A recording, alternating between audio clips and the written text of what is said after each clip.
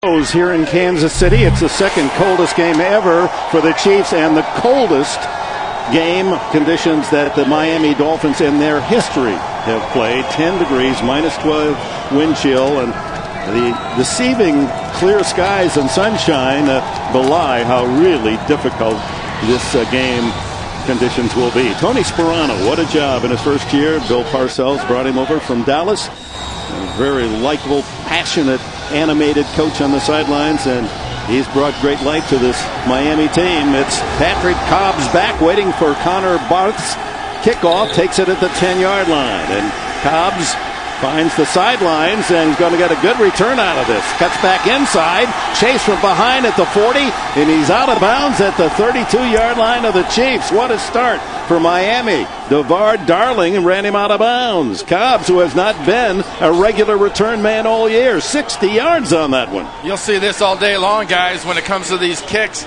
They get up in the wind, they hang up, and the timing is completely off. Some very nice blocking from the wedge, but the timing on the coverage and the kick itself is what enabled Cobb to get down there so quickly. And what I found out amazing is that nobody hit the turf.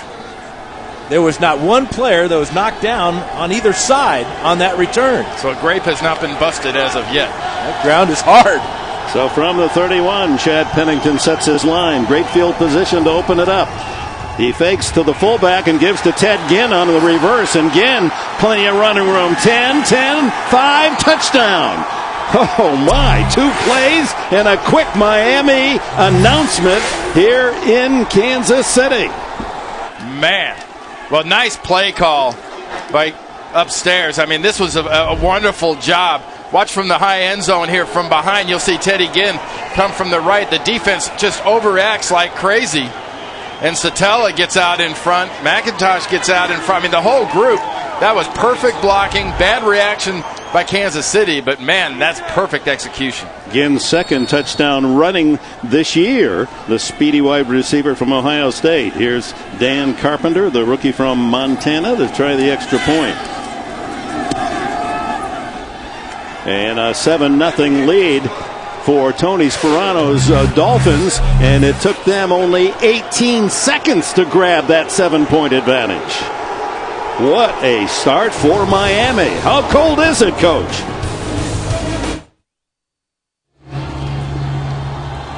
Kansas City had won the toss and deferred. Will get the ball to start the second half, and it took 18 seconds for Cobbs to return the kickoff 60 yards, longest return of the year for Miami, and then for Ginn to run the reverse 31 yards for a touchdown. Carpenter kicks it off, and this kick into the wind goes down to Kevin Robinson on the left side. And Robinson with a good return out across the 40 to the 42-yard line. Eric Walden and Brandon London with a tackle for Miami. How did they score so easily? Well, there's Ginn, and look inside for Ndukwe and Satella coming in from the inside for the blocking. And the misdirection, it really fools the linebackers. The Chiefs have had a lot of problems at linebacker position with injuries and inexperience in the secondary, but a walk-in for Ted Ginn from 31 yards out.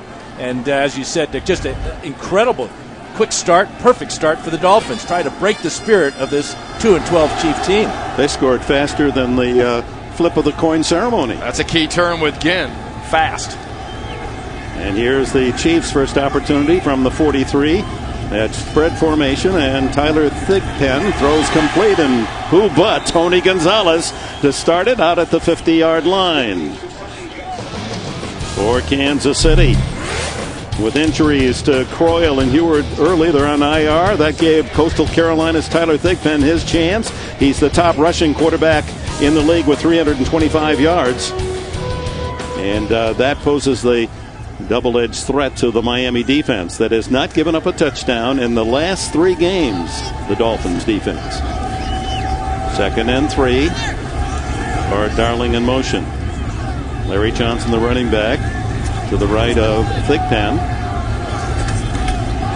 Fumbles the snap, picks it up, and scrambles for a first down to the 45-yard line. That's what he's done since taking over at quarterback for Kansas City.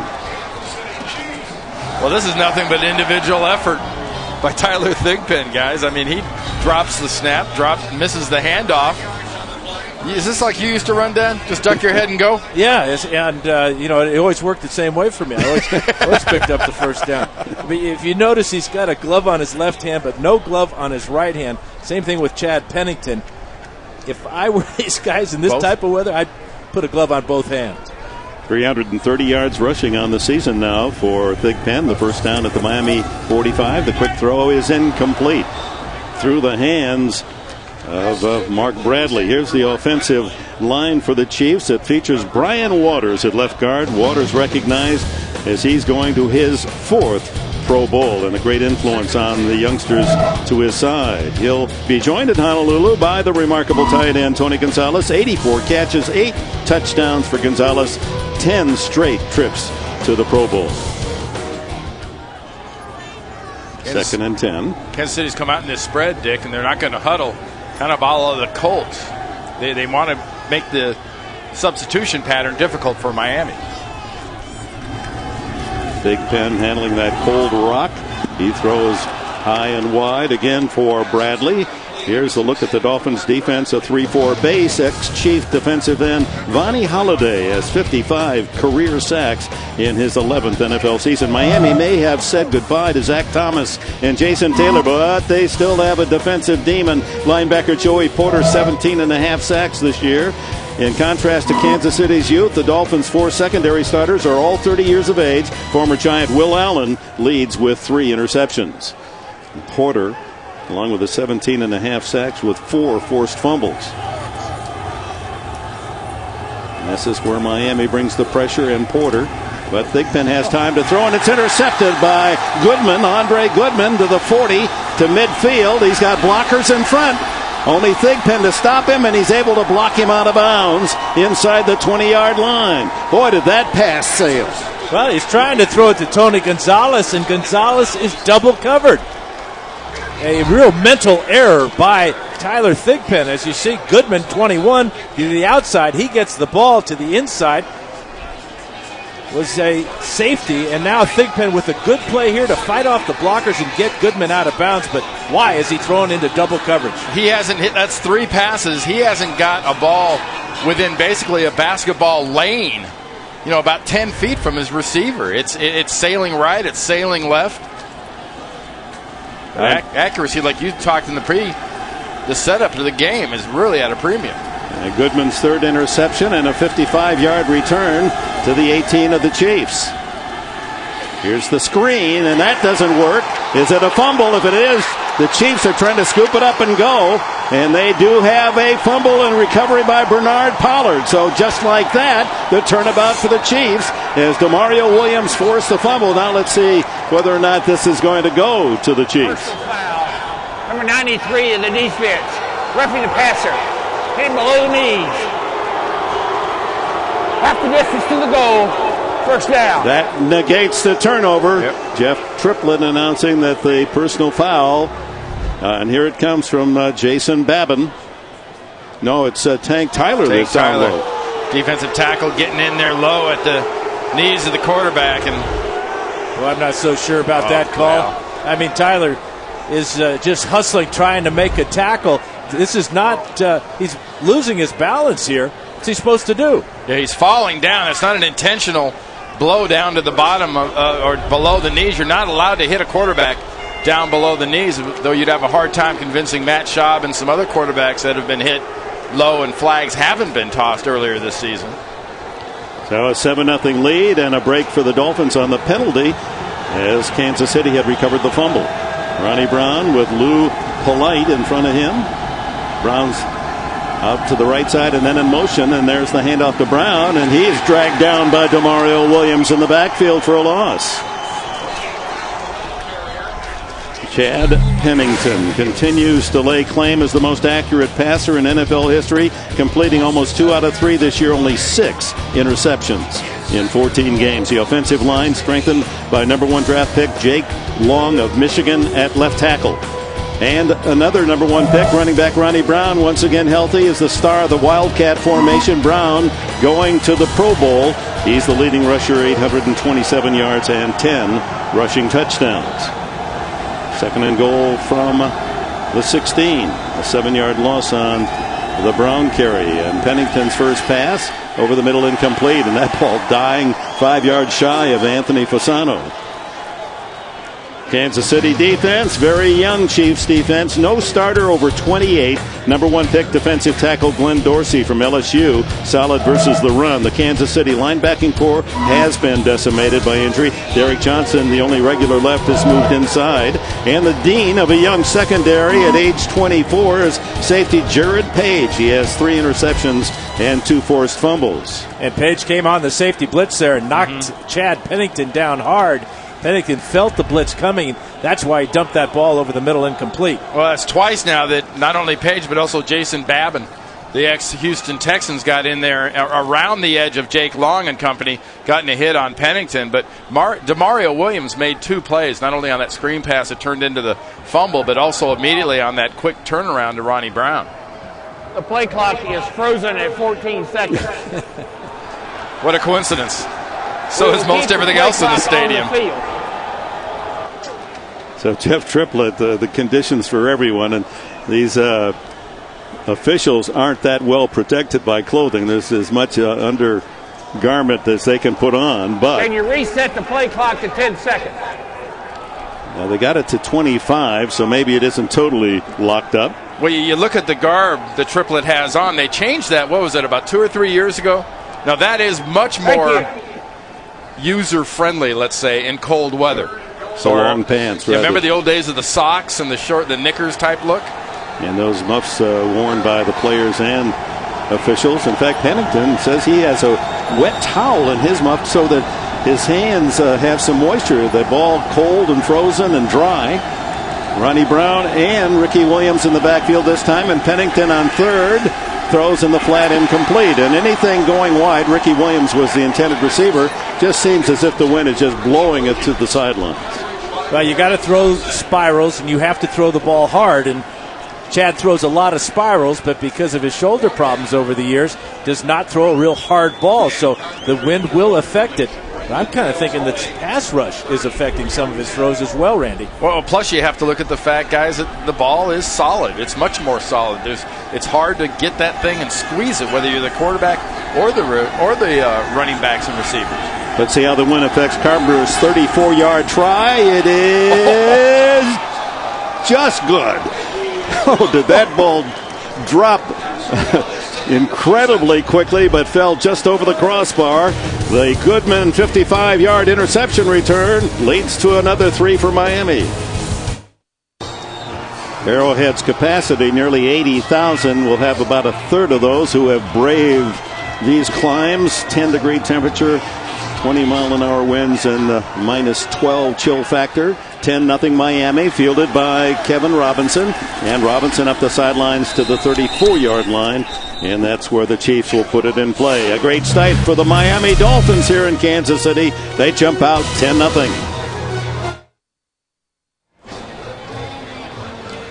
Fans here in the CBS holiday spirit, braving the conditions and an opponent's great early start, 10-0 in 3.5 minutes of this opening quarter. Larry Johnson with Thigpen in the spread. Gonzalez in motion from the 35. Thigpen complete to Dwayne Bowe, and Bowe spins to the 42-yard line in front of Andre Goodman. And we remind you that CBSSports.com has complete coverage of all the NFL playoff races. You get the latest news, updated scenarios, and expert analysis all online right now at CBSSports.com. Gain of 7 on first down on Thigpen's throw. Bowe's first catch today.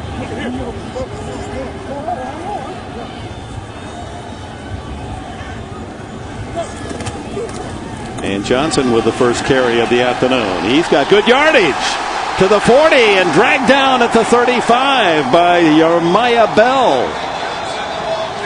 Well, Johnson very patient, saw the open field to his left. The best part about this is you're going to see some pulling from the backside and just hook the Miami Dolphins defense. And when you pull, and you hook, and you've got a lead blocker like Tony Gonzalez in front of you, you're Larry Johnson, you get a quick crease. And Miami's been getting a little bit cute on that weak side, that open side where Joey Porter is. They've dropped him in coverage a couple of times. They've stacked him back, and they really created their own little soft spot. Start in the triple right, and Gonzalez ever in motion. And it's back to Johnson trying. No, he's faked, and then Thigpen throws toward the end zone. Touchdown! DeVar Darling. Oh, my. Great ball handling by Thigpen. And in that treacherous wind condition, he floats one to Bradley, who has his fourth touchdown of the season. No, Darling's first touchdown of the season.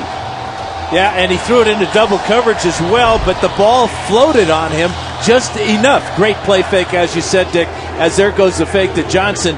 Now out on the run, throwing on the run, the ball out of spiral, but on target between two Dolphins. And the spread offense, Sperano Dan has got him a a little bit off balance, almost like the Wildcat did everybody else in the league.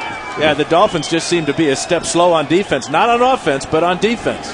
Sperano thought there was a push-off on Darling's part. The extra point by Connor Barth, and Kansas City right back in it at 10-7 on a 33-yard touchdown throw off a great fade. Thigpen to Darling. Fans love Darling. Ends the string by the Miami defense of 12 consecutive scoreless quarters, 300 plays, and finally the defense surrenders 7 points. Patrick Cobbs waits for Connor Barth's kickoff inside the 10. Cobbs had that great opening return.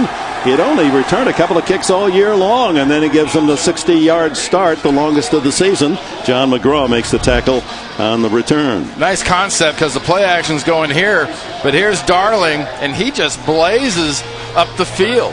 Nothing real fancy about it. And how about bouncing back from the interception by Tyler Thigpen to throw this ball? Look, maybe a little bit of a shove there, but it's just adjusting to the ball. I don't know. And no call. Touchdown, Kansas City. I think they were both surprised how long the ball hung in the air. Well, the wind is at his back, throwing in that direction.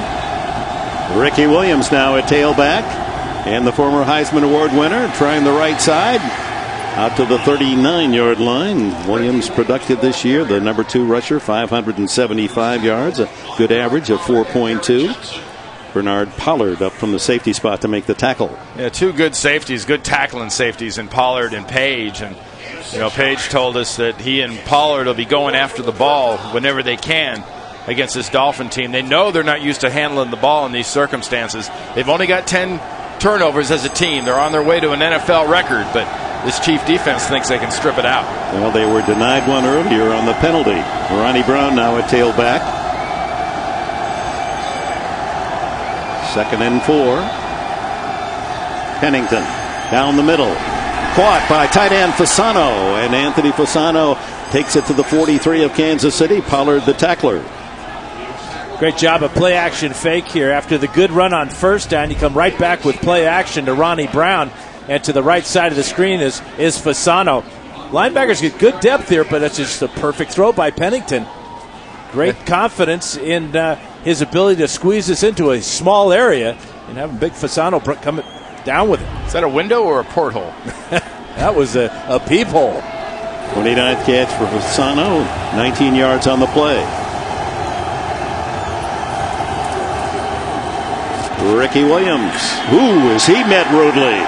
A good surge led by DeMario Williams, the 5th-year backer from Nebraska. Yeah, really, this is a nice-looking play being set up by the Dolphins line. I mean, Jake Long gets out.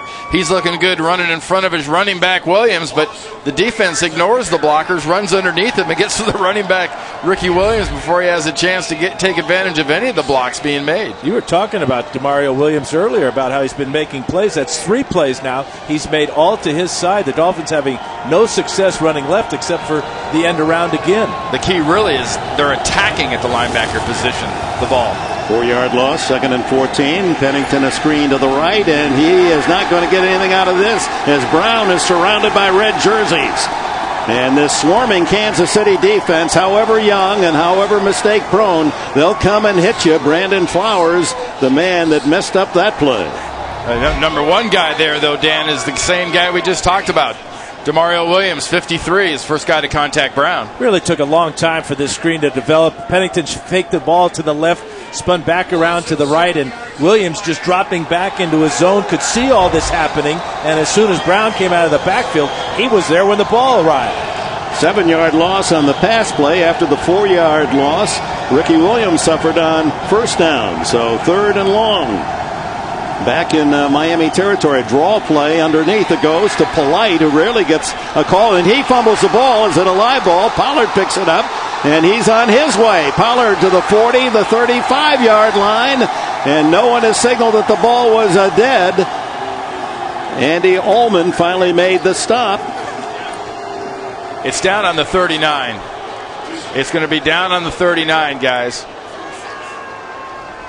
No official signal, and now they'll confer back at the Kansas City 39-40-yard line. The ball is loose before anything starts coming out.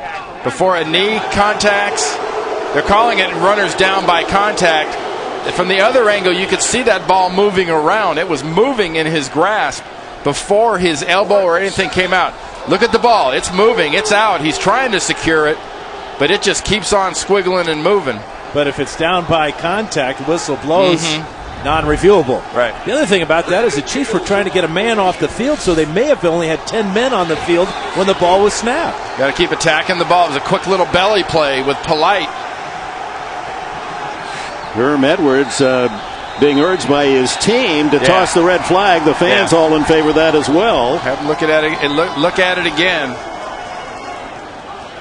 Threw the flag out, and it blew right back in his face. Was it in my sock? Is it in my pocket? Kansas City has challenged the ruling on the field of down by contact. Because it was recovered.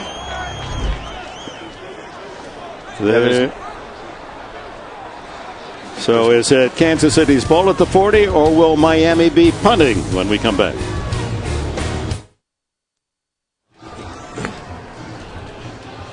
All right, the key here is you got to watch the ball move in Polite's hands. Jared Page gets in there. First contact is with the helmet and shoulder, but look at the hand come in there, move. Now the ball's moving. It's still moving. He's trying to secure it. It's still moving and pops out the backside. Now it was ruled down by contact, so there will be no return involved, but it's where the fumble was recovered. It should be the spot. The runner has possession of the ball, and it's down by contact. Kansas City is charged a timeout. Yeah, you wonder what they see under that hood, because clearly the ball was not in control of Polite. It was clearly moving, and when he hit the ground, it came out loose. Well, he's saying that it's down by contact, so concentrate on the ball. Now you have to freeze it right. It's moving. Okay, now he gets it. Now they say it was secured again before it popped out the backside. Me, I don't buy it. So it's not the Chiefs' ball at the 40, to the dismay of this partisan crowd. And out to punt is Brandon Fields with Kevin Robinson back inside the 10. Each of these kicks will be an adventure in these 20, 22-mile-an-hour gusty winds. He drives this one toward the end zone, and it'll be a touchback for Kansas City at the 20. So the Chiefs here in the opening quarter, trailing Miami 10-7.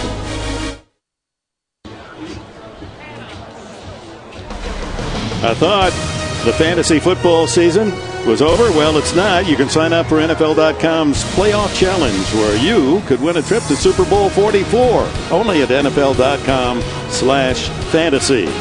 Well, our unofficial on-field thermometer showing 10 degrees above zero with these sharp winds coming out of the west.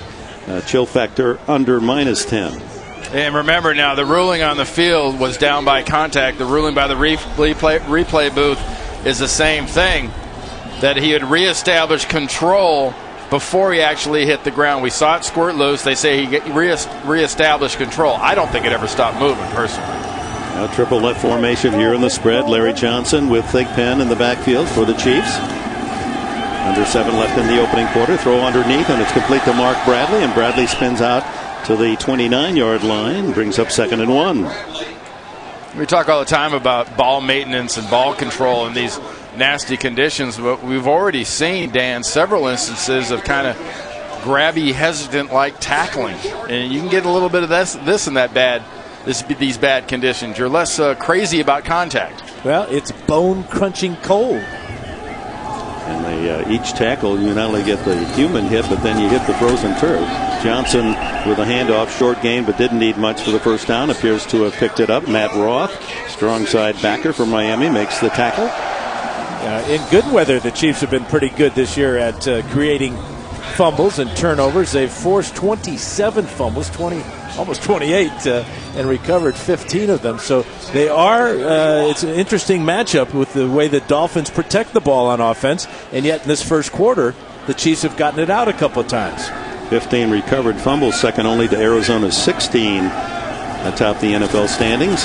Thigpen on first down, goes up on top, and he's got Bradley open for a moment and then knocked away. Good defensive play by Andre Goodman, who had the interception earlier. Let's go to New York in an update. JB.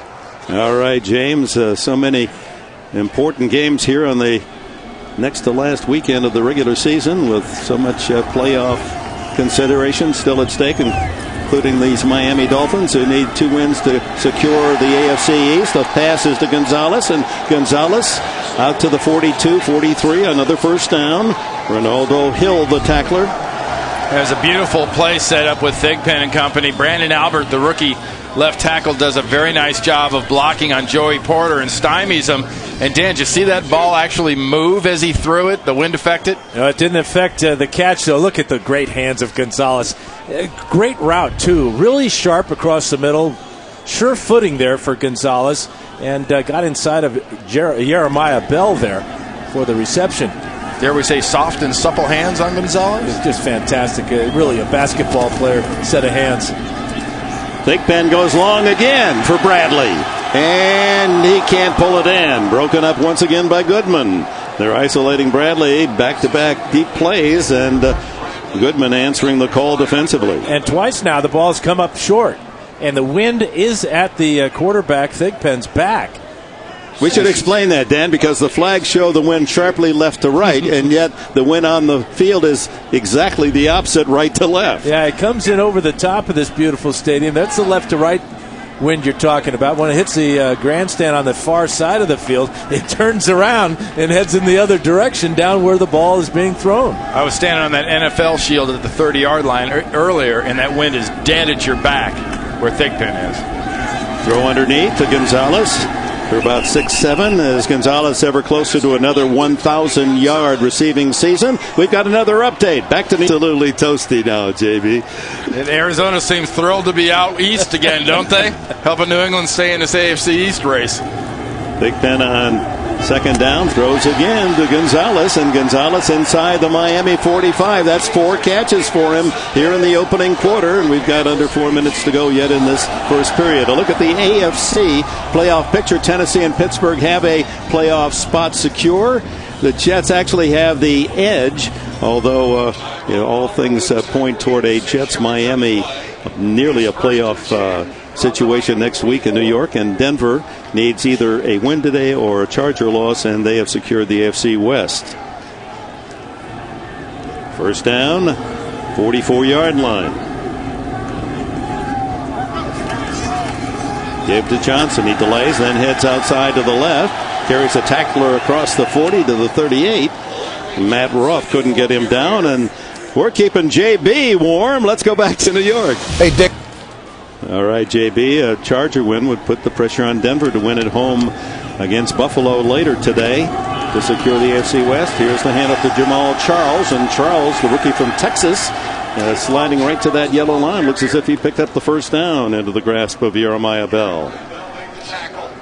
You know, Randy, if you look at the way the Chiefs are operating offensively, Thigpen's getting all time to throw, and with that type of run right there by Charles, his initial hole wasn't there. He just kind of found one to the right side, but the control right now is on that offensive line by the Chiefs. Well, a lot of what you do out of this spread offense makes the running game hit softer and hit later. Charles is used to that from the University of Texas. Larry Johnson has been much more of a hard reaction because he's so much more of a downhill runner. Charles stays in. He's carried for 333 yards this year. The throw to the sideline almost intercepted. as Matt Roth was in the passing lane intended for Tony Gonzalez. But you notice we haven't talked much about Joey Porter. Everyone's mentioned him as a possible MVP candidate and whatnot because of all his sacks, but Roth drops. He's been playing strong side linebacker. He gets off there. He's basically a defensive end that's been converted. Shows pretty good ball awareness, but we haven't heard much out of the MVP candidate, Joey Porter. Substitutions en masse by Sperano. 5 new players on the field now on 2nd and 10. Again, trips left in this spread formation. That's where Thigpen goes the other way.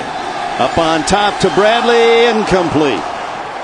Well covered. 2 Dolphins there to deny, including Will Allen and Ronaldo Hill.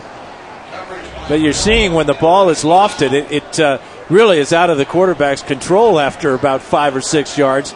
Thigpen knew he had Bradley deep there, just went off his hands. But how about the job picking up Joey Porter by Jamal Charles that time? Yeah, you're going to ISO on a young running back like that. That's usually the worry is what's he going to do against the blitz, and you're putting him against the number 1 sack guy in the league, and he more than held his own, and Thigpen's shown quite a tendency right now to put the ball in danger.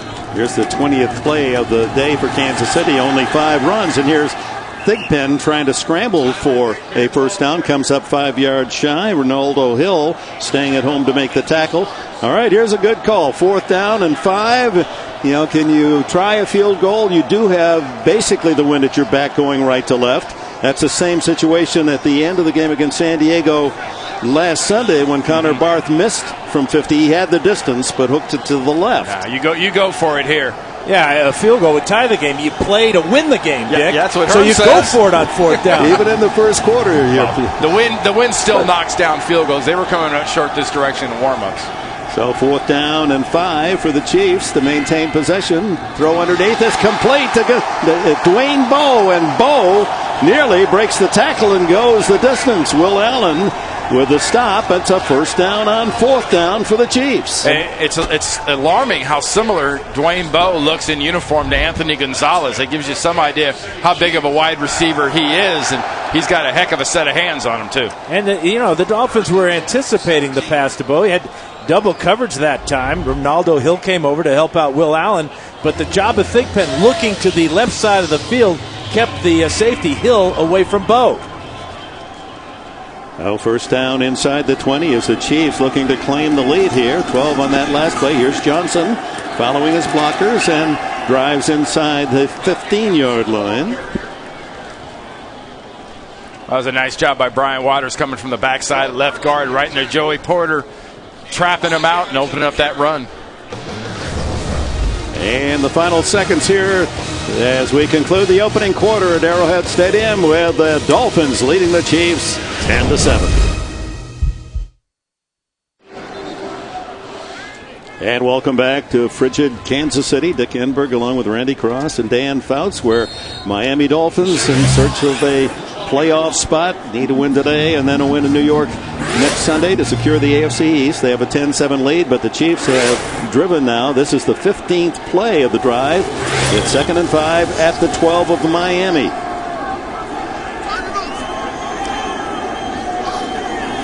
Thigpen lofts it through the end zone. It was Gonzalez trying to work his way free. Very tough chance. He drew double coverage again. Dan, when you look at tape and you see a young quarterback especially, you don't blame him for looking at Tony Gonzalez a lot, but if you're on the defensive side, how do you not at least double cover this guy? Well, especially in the red zone where Thigpen has gone to Gonzalez a lot, and why not? He always produces. So you saw that play. There were 2 men on Gonzalez from the get-go. That's why Thigpen had to throw it out of the back of the end zone. Bowe to the right. Gonzalez, part of the trips to the left, in motion. And it's Johnson. Fumble the ball, though, and Thigpen picks it up. And Thigpen down to the 8-yard line, and that's going to be close on the scramble. Aiken Adele secured the tackle. And Thigpen twice now has fumbled the snap and made a positive gain out of the recovery. Yeah, they want to put this one in the playbook. Don't want to have to get to about the 7.5-yard line and comes up just short. They're marking this one as 4th down. They went for it 4th and 5 earlier on the drive. and able to hit Bo for the first down. And here it's 4th and 1. Of course, one of the problems with the spread is when they get in this situation where they need a short run, they're not geared up, this offense, to get it. So they're going to stay with a pass. Thigpen underneath. Gonzalez drives to the end zone, and it is a touchdown. Oh, anytime you see Thigpen under the center and you're a defense, you better be thinking quarterback draw if you're Tony Sperano and the Miami Dolphins. What a nice job by Thigpen, though, of finding the guy everyone knows he's going to throw to. And was there ever a doubt that after the catch that Gonzalez was not going to get in the end zone? I don't think so. Not in his Dell mind. thought he had him. Hill comes up. You're not going to stop Tony Gonzalez when he knows the end zone is inches away. 9th touchdown reception for this future Hall of Famer, as he continues to add to his all-time tight end statistics. Most receptions, most yards, most touchdowns by a tight end in history. Connor Barth. And it's a 14-10 Kansas City lead 1 minute into the second half. And Gonzalez, his nose on the goal line, they couldn't deny. And Thigpen has taken the Chiefs into the early lead here in the second quarter. The most productive tight end in National Football League history, Tony Gonzalez, another touchdown, his 9th this year on his 89th catch. And Thigpen celebrating as Gonzalez now is just 19 yards away from a 1,000-yard season. It would be his 4th. No tight end has ever done that either. Here's the kickoff. Comes down short to Patrick Cobbs at the 20. And Cobbs has had a couple of good returns, and here comes another to midfield. A flag is down as Cobbs run out of bounds at about the 43 by Ricardo Coakley. But a flag thrown back at the Miami 36-yard line. When was the last time you saw a returner standing on the 20-yard line waiting for a kickoff? You think the timing's not a little off on this? During return, holding, number 50, the return team. 10-yard penalty, first down. Eric Walden gets the flag, and that's part of that timing, Randy, is the wedge has no idea how close that the ball carrier, the returner, is. Here's the block by number 50. And he just reaches and grabs with both hands. That's a dance right there. Get your hands warm, though. You got to keep your hands warm some way. Yeah, but don't get them that far away from your body would be my hint. You always tell young blockers, you remember how you do your hands on a bench press? That's how you should hit a blocker when you're trying to hit them. Don't hit a blocker with your hands like you haven't seen him in 10 years and you're hugging him. He just wanted to give him a hug. Oh, it's that time of year. Costly it was. Miami had the ball well into Kansas City territory and said they start at their own 28. Pennington to throw. Is he going to go deep? No, underneath, and it's complete to Ronnie Brown. And Brown hit immediately by Demario Williams. Well, reminder, folks, tonight on CBS, they were gain of 7 on first down on the pass to Brown. He stays in behind the fullback Polite. Here comes the blitz and the give to Brown. He's got running room out there. 40, 50, one man to stop him, and it's number 24 Brandon Flowers, the rookie corner, held his ground, or Brown had a touchdown. Yeah, it's a remarkable job by Brown of starting in and then bouncing the ball outside. There's nothing there. Page does a nice job of jamming the lead blocker onside, but Brown sees nothing where it's supposed to be and then goes ahead and goes outside. And Flowers does a great job of not only dealing with the blocker, but then making that contact. Brown, who's, as you watch the films of the Dolphins season, often he'll cut the ball back to the right side. Pennington has to hustle, does elude the rush, throws back over the middle, and it's complete to Devon Best, the rookie from Hawaii, who is now moved up the ranks of all-time undrafted free agent receivers in catches in that first year. He's number 2 all-time to Wayne Corbett of the Jets. Yeah, and our guy Demario Williams was in there giving some nice early pressure, but the right side of the Dolphins offense did a nice job of reacting with a little help from Pennington. He bought himself that extra time to get the ball to Best. 43 catches for Best. He's got 24 in the last 4 games plus this one. Ricky Williams now a tailback on first down, and he gets the call. And he has room. First down and more. Dragged down inside the 25-yard line, and flags go with it as Bernard Pollard may have horse-collared. 2 flags were thrown on Pollard for the tackle. He doesn't quite understand why. Ricky Williams, lucky he's not hurt. Foul. Horse collar for 49 of the defense. Half the distance to the goal. First down. Ricky got up limping after the tackle by Pollard. Let's see if Pollard had a good argument here. Nope, that right hand is right on the shoulder pad there. And that's an excellent call by the officials. You cannot grab inside the shoulder pads as Pollard does with that right hand. And the finish off with the body across the back of the legs is what also makes that horse collar tackle so dangerous. First down inside the 12. Of course, Pollard involved in a very important incident this first game of the season when he hit Tom Brady and knocked him out for the year. 13-yard run and 12 yards on half the distance penalty. Pennington looking for the end zone. He's got his man. Touchdown to David Martin, the tight end. Well, last week it was 61 yards to David Martin and an acrobatic catch and run, and this is a perfect job right up the seam, Dan. And a perfect throw. You got a guy who's 6'4" in Martin, very athletic, former basketball player, just like Tony Gonzalez. He's going to be lined up over here on the right side of the screen. Watch this throw by Pennington. Over the linebackers, right to his tight end in the back of the end zone. Beautiful play. You can sure tell he used to play wide receiver with the way he tap danced and made that catch. Carpenter for the point after. You can see that ball even at short distance moving to the right, and it's 17-14. 11 yards on the touchdown throw. Pennington connecting with tight end David Martin, and the Dolphins back in front by 3. Happy holidays. Big week coming up.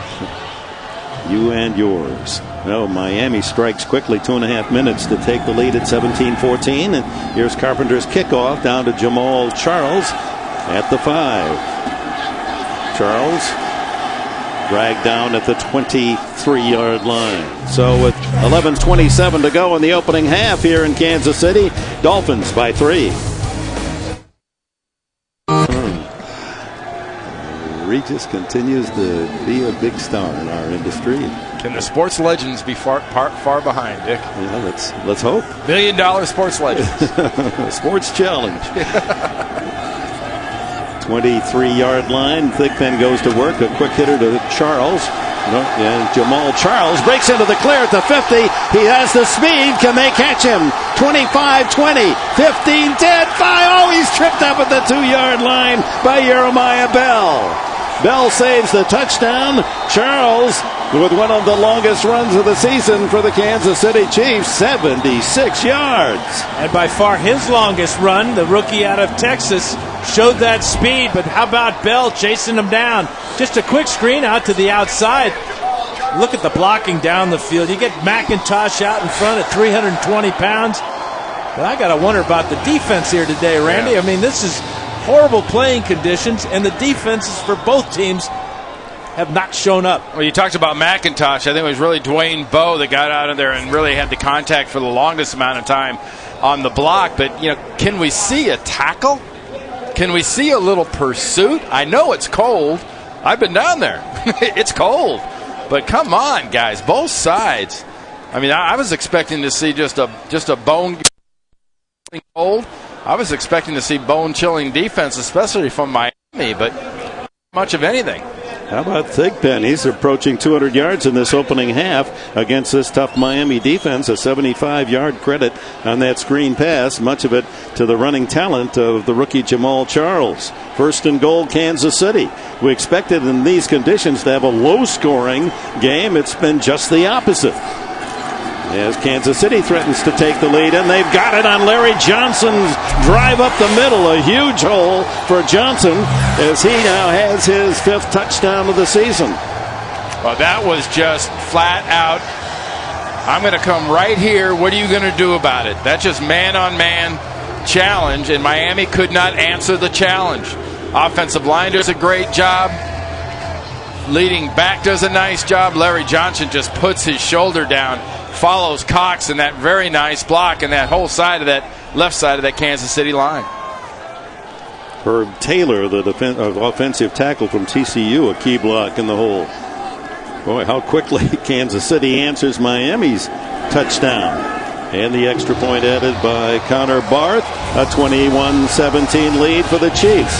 Charles goes 75 yards on the screen, and that sets up Larry Johnson's touchdown.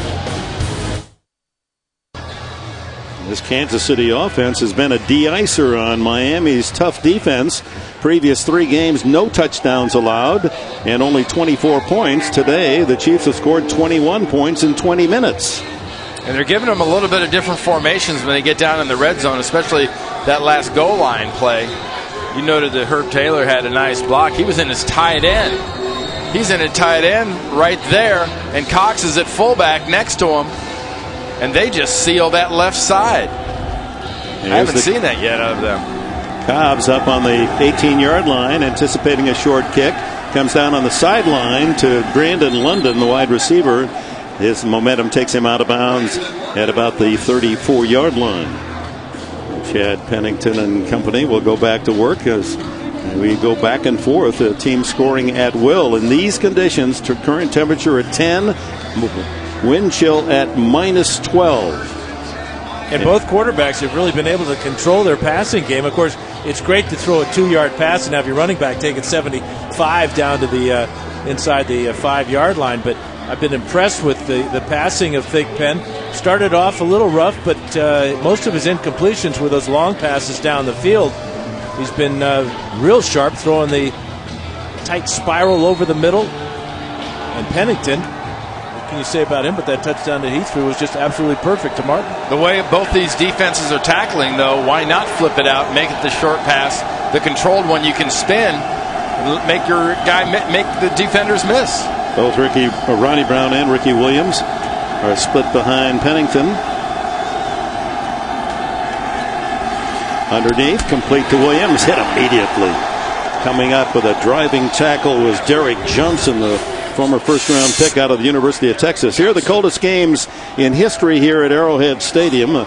This stadium first opened back in 1972. A 0-degree start in 83 against Denver. This one was 10 degrees, I believe, at kickoff officially.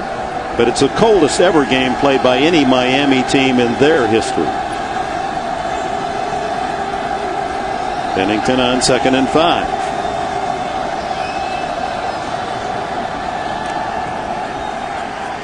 Lots of time. Underneath, complete to Ricky Williams, and he's hammered as soon as he gets the ball. Shy of the first down, Jared Page with a hit. Well, here is Miami's record in the most frigid of conditions. Back in 77 against New England, the coldest 14, 10 degrees today. And all of these were losses except Green Bay in 85. And that's not even counting that great snow game they played against New England up in Foxborough a few years back. It was played basically right after a significant blizzard. Third down and 1. Brown at tailback. Martin, the tight end, in motion. Give to Polite, and Polite is now 8 for 8 on 3rd and 1 or 4th and 1. All 8 tries and short yardage. He has delivered, this 4-year fullback from the University of Pittsburgh. Looked like the Chiefs were lined up off sides, weren't they, Randy? Oh, you're not kidding. Babin right here. From this angle, from the side, it looked like his head was clearly off sides. And Polite just does what he always does in these short yardage situations. No surprise. Going to give it to him and let him burrow. Ronnie Brown now the tailback. We're at the 8:20 mark of this second quarter. Miami trailing 21-17. Pennington, tons of time, throws complete over the middle. It goes to Ted Ginn, his speedy little wide receiver. Ginn, who came into the game with 50 catches on the year, but only 1 touchdown reception. Well, they're not going to get a lot of pressure. They haven't pressured a quarterback all year. Only 9 sacks so far. And this is the 15th game of the season. And 3 of those 9 sacks came last week against San Diego. So Pennington will have time to throw today. Yeah, Miami's had 9 sacks in their last 2 games and only 9 all year for Kansas City. Wide open is Devon Bess, and he sprints up the left side, close to another first down. That's what you were talking about, Randy. Getting the ball in the hands of your speedy receivers or running backs out in space, as they like to say, with a blocker out in front, as Ginn was that time for Bess. And if Herman Edwards' team doesn't get any pass rush, they're going to get absolutely torn apart by Pennington and his experience. There's Bess right there. And why not? Your footing going forward, if the field is an issue from a footing standpoint, is always better than the guy that doesn't know where you're going. You see up on top, Pennington 9 for 11 and a touchdown for the most accurate passer in NFL history currently, 65.7%. Little pressure this time, then he escapes and hits again along the near sidelines inside the 15. First down, Miami. Dan, you got to love the pocket presence by Pennington and the wonderful job that Ronnie Brown does. Watch the running back come from this direction on the blitz pickup, and it seems like the blitz goes right by Pennington. Well, Derek Johnson misses him, but that's that awareness of feeling the pressure and keeping your focus and concentration down the field. That's the experience that Pennington brings. Again with 13 yards and a first down on that catch. And a first down at the 14 of the Chiefs. And any defense come up with a stop. Wide open is Fasano, the tight end. He breaks a tackle. He's in the end zone. Touchdown. Anthony Fasano. He and Martin both had a touchdown catch last week in the win against San Francisco 14-9, and they both answer with a touchdown here in the first half today. And Pennington has always loved going to his tight ends. His second touchdown throw, so Pennington on the year has 16 touchdowns. Only 6 times has he been intercepted. And 8 of those touchdown passes have been to those tight ends, as you mentioned, Dick.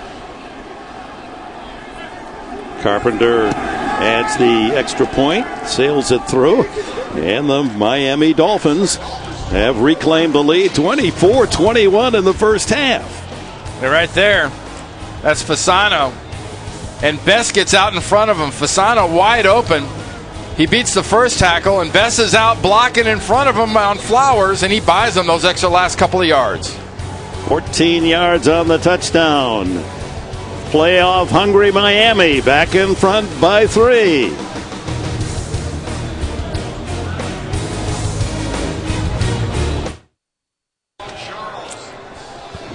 Yeah, the conditions may be frightful, but the scoring delightful in this sub-zero chill factor Arrowhead Stadium.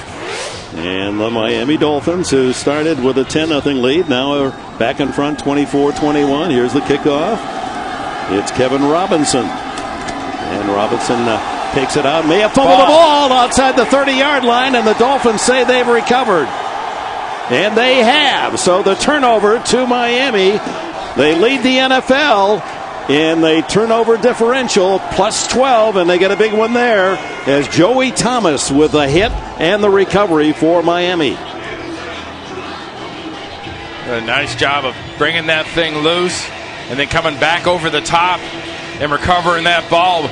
Joey Thomas just scoops it up and does what you really should do. The heck with trying to run with it. You see 41 come in from the side of the screen. He curls his body around it and protects the ball and hugs it. I think Charlie Anderson, with that great speed, got down there and punched that ball out with his right hand. And there were any number of Dolphins that could have recovered. And so Miami with a plus 2 differential today in turnovers, so plus 14 on the year for the league leaders. Let's see how they can take advantage. Quick tosses to Ricky Williams, and Williams pounds it down to the 25-yard line. Yeah, on that kickoff, William Kershaw, the newest Miami Dolphin, does a very nice job. Number 58 right here. That's him. His left arm's wrapped around the backside. Right arm has got all ball. Kershaw, familiar name for these Kansas City fans. He was a free agent picked 2 years ago by the Chiefs and just activated by Miami today. His first day in a Dolphins uniform, and he produces a forced fumble and a chance for Miami to build on their 3-point lead. Pennington has 2 touchdown throws, and this one was there before Ricky Williams looked for it. Pennington got rid of that early, but Tamba Ali was about to smack him. That's why he did. Wow. Touchdown field goal, a rare punt, and a couple more scores for Miami as they produce points in 4 or 5 possessions. But you talk about that pocket awareness. This is part of it, too, knowing when trouble's coming. That ball will draw a crowd, and Ali that time put Pennington on his wallet.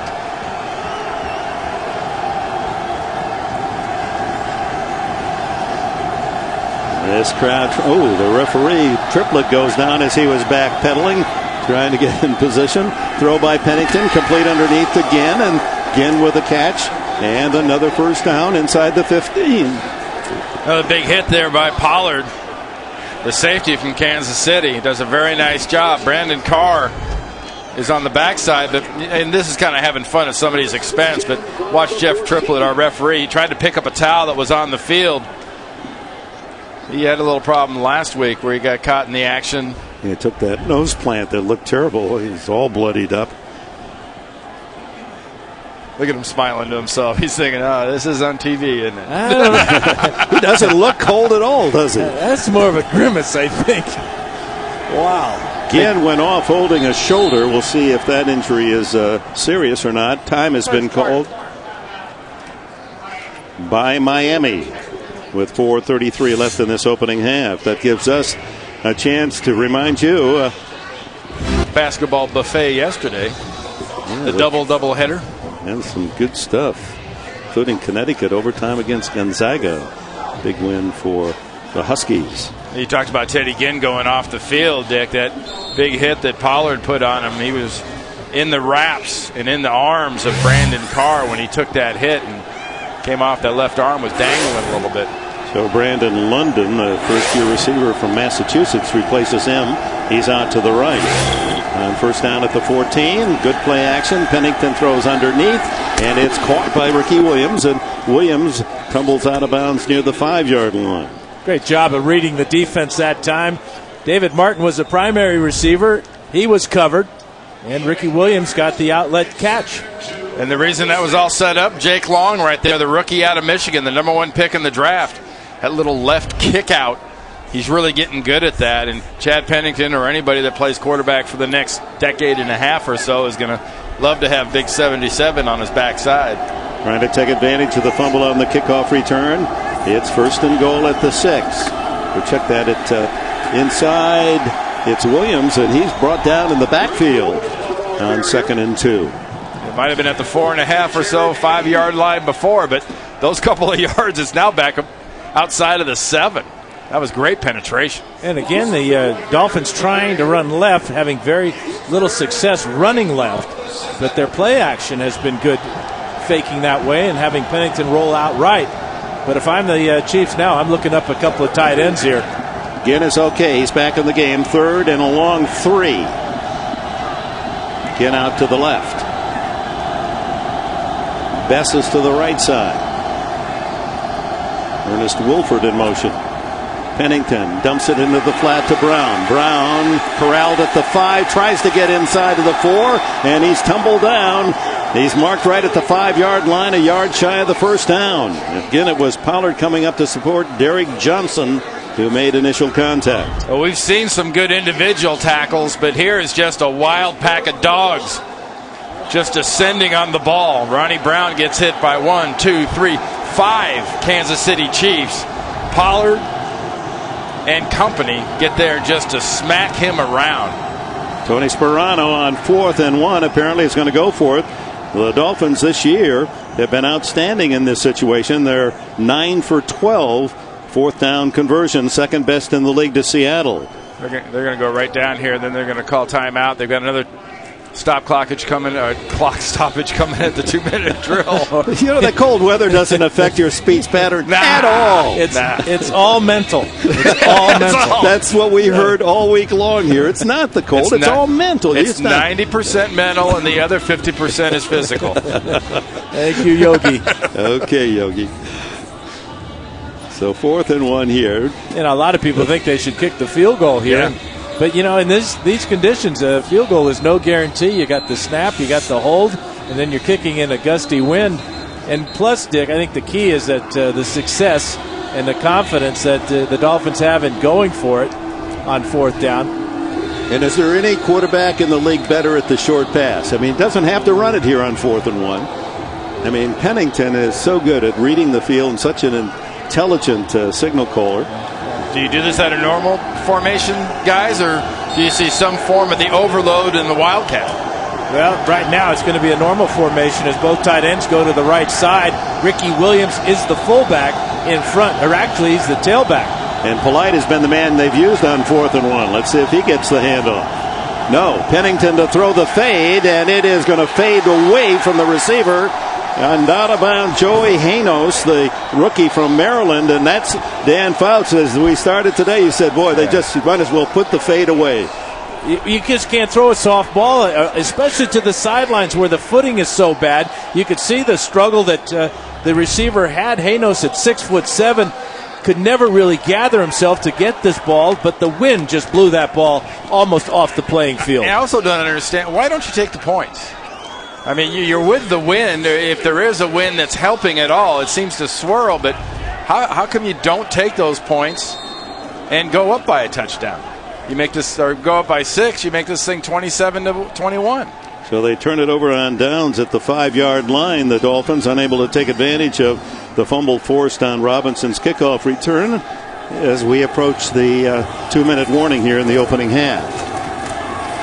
Here comes Larry Johnson, skids out to the 7. And that will bring us to the 2-minute warning here in frigid Arrowhead Stadium, Kansas City, where Miami, Tony Sperano's team, needs 2 wins to get to the playoffs. They lead by 3. Coming up on the Sprint halftime report. Miami now defensively trying to stop Kansas City deep in their own end, get the ball back here, but Johnson is going to deny that. He has a first down, and he steps out of bounds with the ball at the 21-yard line. Andre Goodman there to push him out. A nice job by Damian McIntosh pulling around, and great patience by Larry Johnson, because as we've seen so many times today, the run has developed a little bit slower for the Kansas City Chiefs, but I like this approach. Don't do anything dumb. Don't take any crazy chances backed up like this, especially in the game the way it is. Chiefs have 2 timeouts. 1:53 clock stopped on the out-of-bounds play.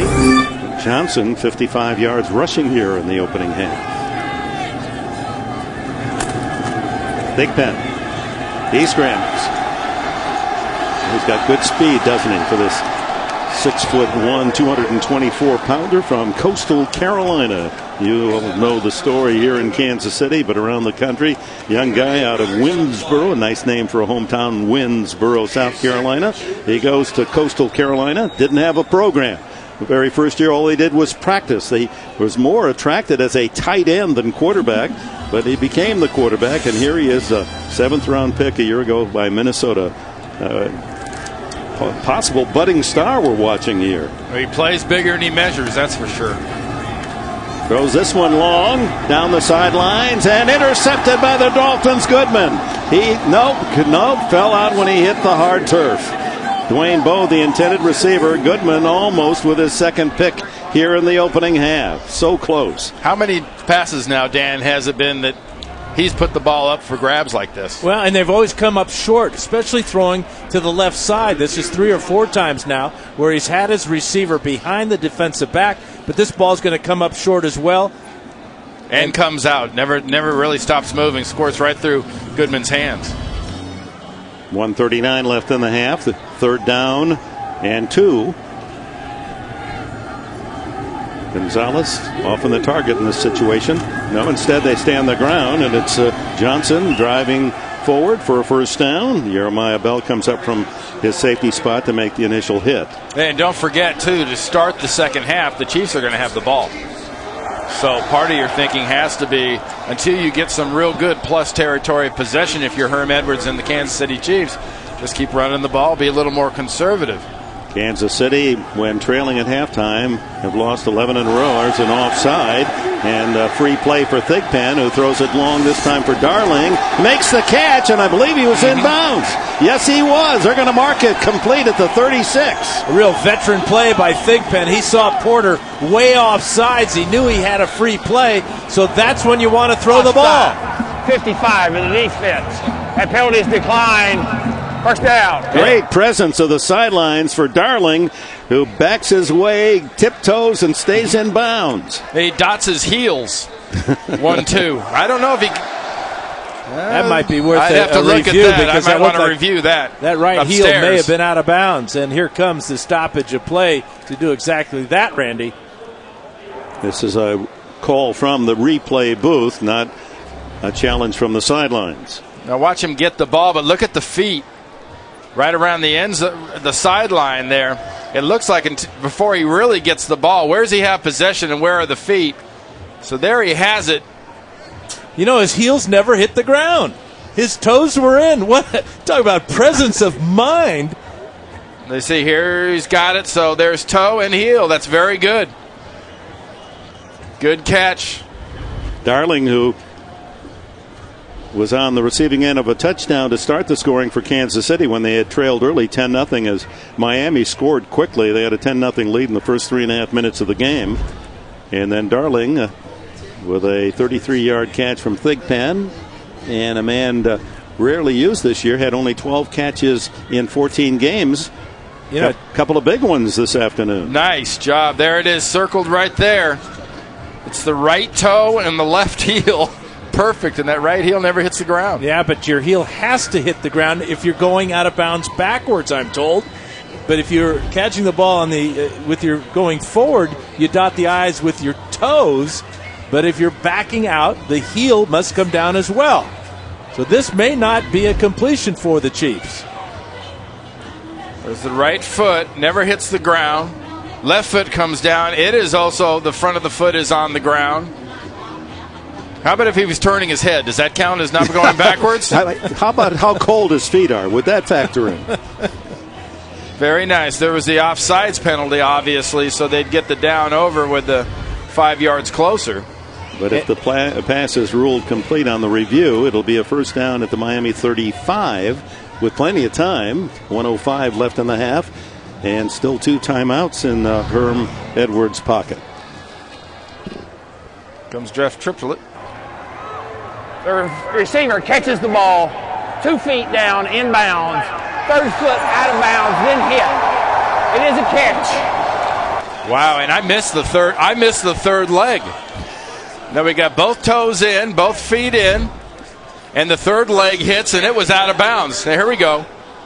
There's 1 is the right, 2 is the left, and that's the catch. Wow, a backward dotted I. That sounds like a diving move. That's a beautiful tap dance by Darling. First down at the 35 as Kansas City trying to take the lead before halftime. Their 2 wins they led at halftime this year. Scramble. Thigpen, all kinds of room to run. 20. Look at him gallop inside the 10. They love Tyler Thigpen in Kansas City. And they were not anywhere close to field goal range before that ball was snapped. They certainly are now, thanks to that beautiful run.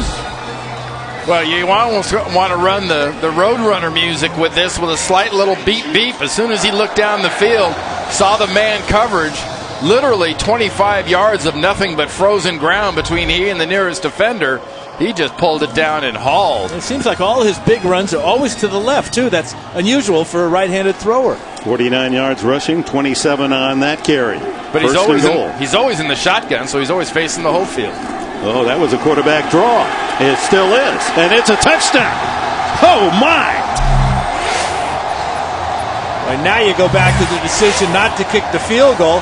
The decision to throw a fade route to a tight end has only caught 1 pass all year.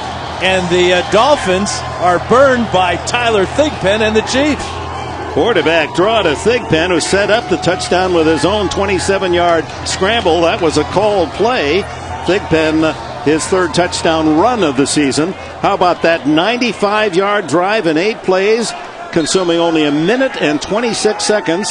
The 32-yard pass to Darling, Thigpen a 27-yard scramble, and then the 8-yard quarterback draw for the touchdown. Extra point by Barth is successful. And then this back and forth, hard to believe, scoring fest in frigid temperatures. The Kansas City Chiefs, the underdogs at home, have the lead against Miami. It's now 28-24. A nice job by Brandon Albert, another rookie starting at left tackle. Just does a beautiful job, and Thigpen's picking his spots. Again, he's going left. He must love that momentum going to that side. He's getting some good blocking, too. Well, the first run was an ad-lib type of run. That was a quarterback draw all the way, the key block by Albert, as you said, Randy. But this kid doesn't run like a quarterback. He runs like that tight end that he was recruited to Coastal Carolina as. Yes, Sperano must be wondering, what has happened to my defense? They're averaging on the season, giving up only 317 yards a game.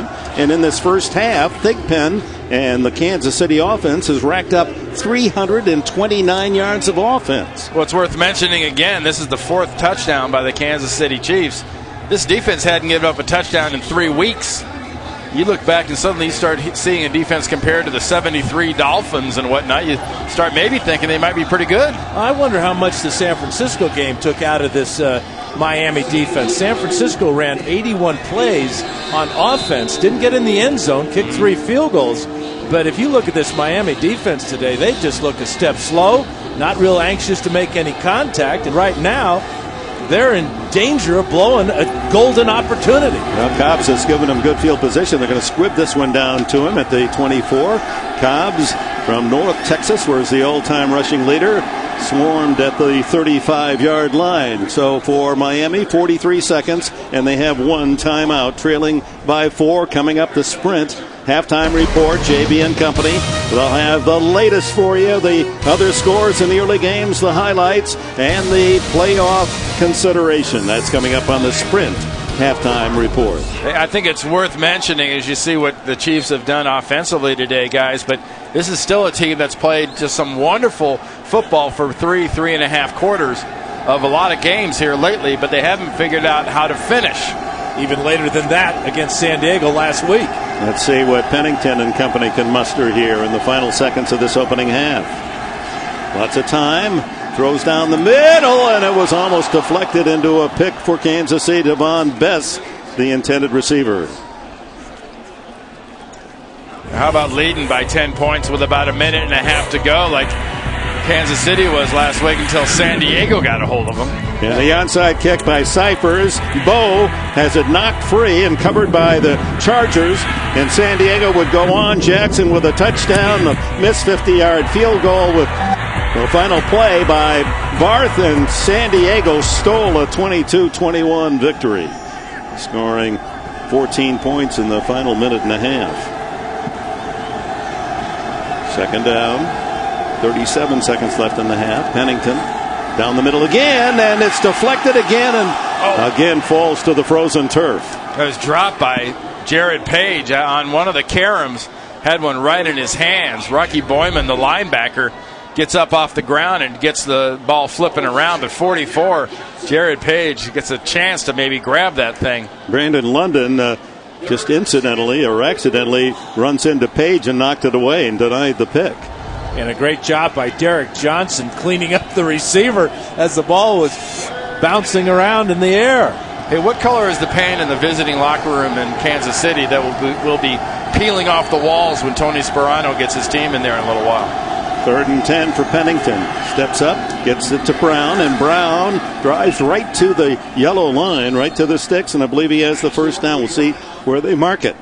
Because you talk about the word Dick used earlier to describe Tony Sperano was that passion and that enthusiasm, and a guy like Herm has it, but Sperano, and his team really reflects the way he is, and that's one thing you haven't seen on him, Dan. Well, the thing about this Dolphin team, and I go back to that 49er win last week, but also they've been on a heck of a streak, and it's so tough to maintain that, especially for a team that was 1-15 last year. This is a new experience for a lot of these guys, to be in a playoff hunt, to control your own destiny, all those things that are ahead of them.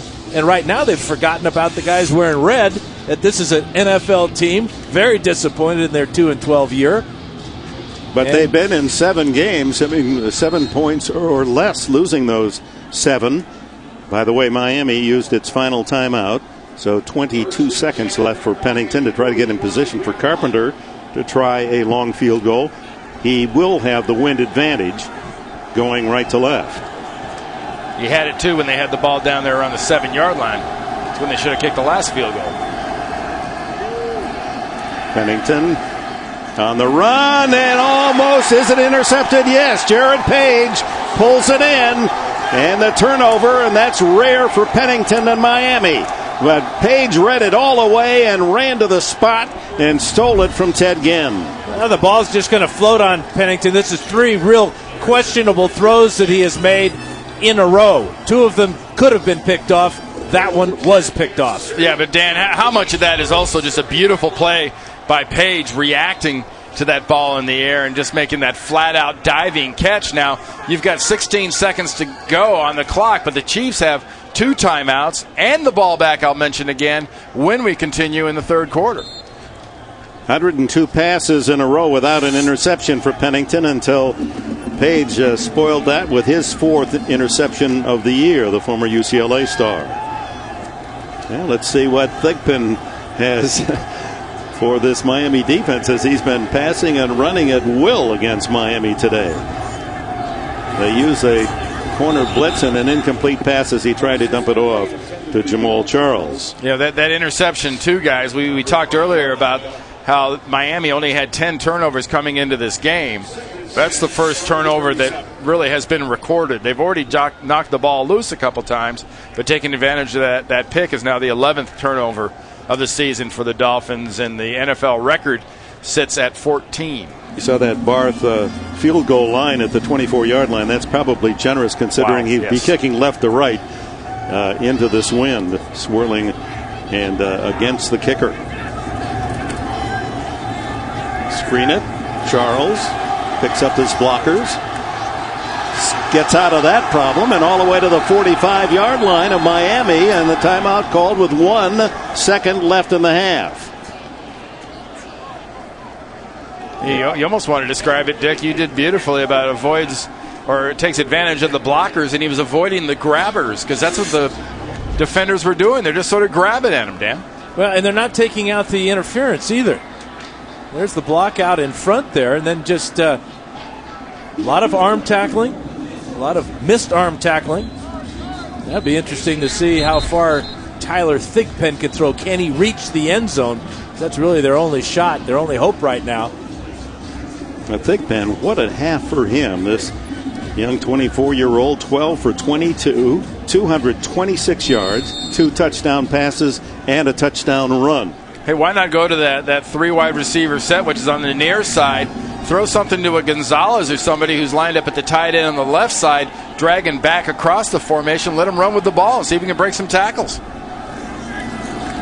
Thigpen rolling to buy himself some time, and now on the run throws a wobbler. No chance.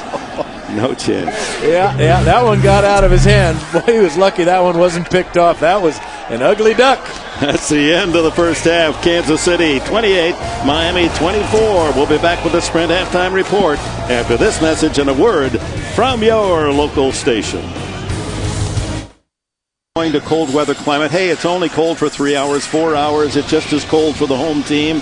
Well, you have to, in analyzing that first half defensively, Miami not tackling well at all, it had to impact their mental and physical. I believe firmly what Dan was saying at the end of that first half. Kansas City had a lot more to do with it than Miami not being ready to go. Those 81 plays last week could have been a factor, but Kansas City has got more fight than the Dolphins expected. And Kansas City really, due credit going to Herm Edwards. His team has played hard, although winning only twice. They've given up games in the second half. Here they have the lead. Let's see what happens today. But look at those astounding numbers, especially on the Kansas City side in the first half. Again, if you're just joining us, these are all in conditions 10 degrees, temperature and a chill factor minus 12 at the start today. Kickoff comes down deep this time. Jamal Charles from his own goal line. And Charles to the 21-yard line and smothered there, led by the former Chief Kershaw. Here's Thigpen's efforts here. Even when he made a mistake, he turned it into a positive gain. A couple of those in the half. And we really only saw one planned quarterback draw, which was the one where we got that nice block from the rookie Brandon Albert. for this touchdown right here, but every other one was just ad-lib. He averages 6 yards a carry and has added to that, obviously, in the first half. His total yardage in that first half, 283 yards, 57 rushing. Larry Johnson with him as they continue in the spread. They had to go to this whole new offensive set in the middle of the year, Herm Edwards and his coaching staff, because of the injuries to quarterbacks. Here's the completed pass. Bradley. And Bradley, who was acquired, as so many of these Chiefs have been this year, as a free agent.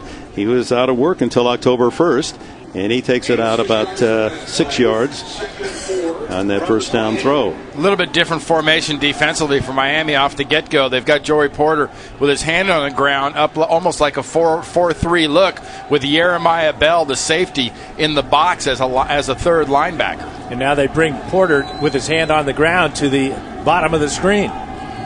Porter, who has 17 and a half sacks at the start today, but hasn't come close to a touch. And look at wide open Larry Johnson. He's got blockers with him. 50, sidesteps a couple of tacklers inside the 40-yard line, and the Chiefs continue to shred this Miami defense. Well, good catch, Dan, on the location of Porter, because Porter's the guy that they're going to option off of. Thigpen comes out. He spots. He's got his guy. He says, okay, I'll option off of Joey Porter. He's got Johnson. Porter doesn't close. Give him the handoff. And then missed tackles in the secondary. There's 10 extra yards for Johnson as he breaks another tackle. 33 yards on the play as Porter, he went for Thigpen, and Johnson had raced right by him. Larry Johnson now with 92 yards on 9 carries in the game. Thigpen and a flag down, a false start for Kansas City. It's been relatively penalty-free today. Jeff Triplett trying to find the button on that microphone. False start. 76 to the offense. 5-yard penalty.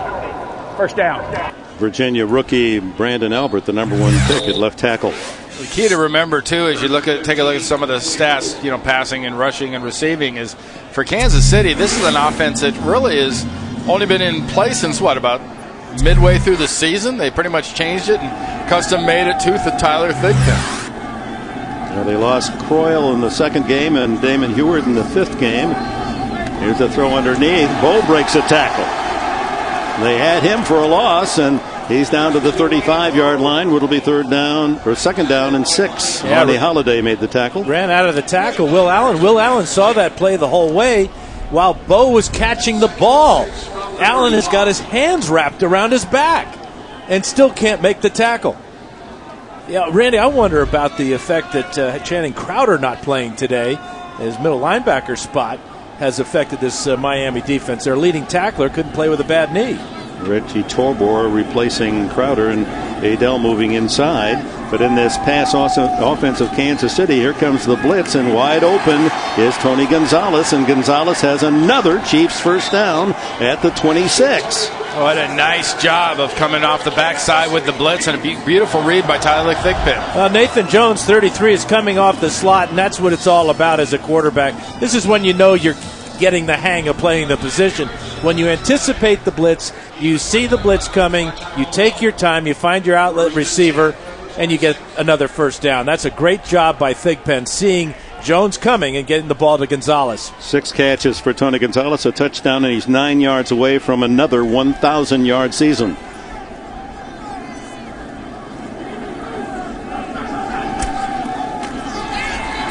It's Johnson. And he sprints to the sidelines, and a first down at the 12. Tyrone Culver, Fresno State safety, in to make the tackle. Well, let's keep track again of what they're doing. They're going at Joey Porter, normally on the open side. Watch the matchup with he and Brandon Albert, the rookie left tackle. Albert blocks down, coming around from the backside, doing a really nice job is Wade Smith. He hooks him, and that gives Johnson the corner. And they pull Gonzalez again. He gets out on Ronaldo Hill, and Johnson's got another big game. But it appears the Dolphins have like 8 or 9 guys on defense. Larry Johnson, who did not play for 4 weeks, suspended by Herm Edwards for off-the-field conditions, has 105 yards today. Thigpen brought down finally for a loss, back outside the 15-yard line. A nice job by Nathan Jones coming off of the blitz where the bunch formation was. He was the fourth defender around the bunch and came off that blitz inside. New England leading Arizona 41-0, so that game is over middle of the third quarter. So Miami can ill afford to lose against the Chiefs today. They need to win here and then beat the Jets next week to secure the AFC Eastern title. They cannot go into the playoffs as a wild card. Dozen to go on second down, and Thigpen off play action fakes, throws it inside, complete to Bradley, and Bradley hit immediately at the 10-yard line. Let's look at the AFC East standings with 3 tied at 9-5. The Jets having the advantage with 4-1 record in the division, and New England's going to go to 10-5. Can the Miami Dolphins today? Not the way they're playing defense, they can't.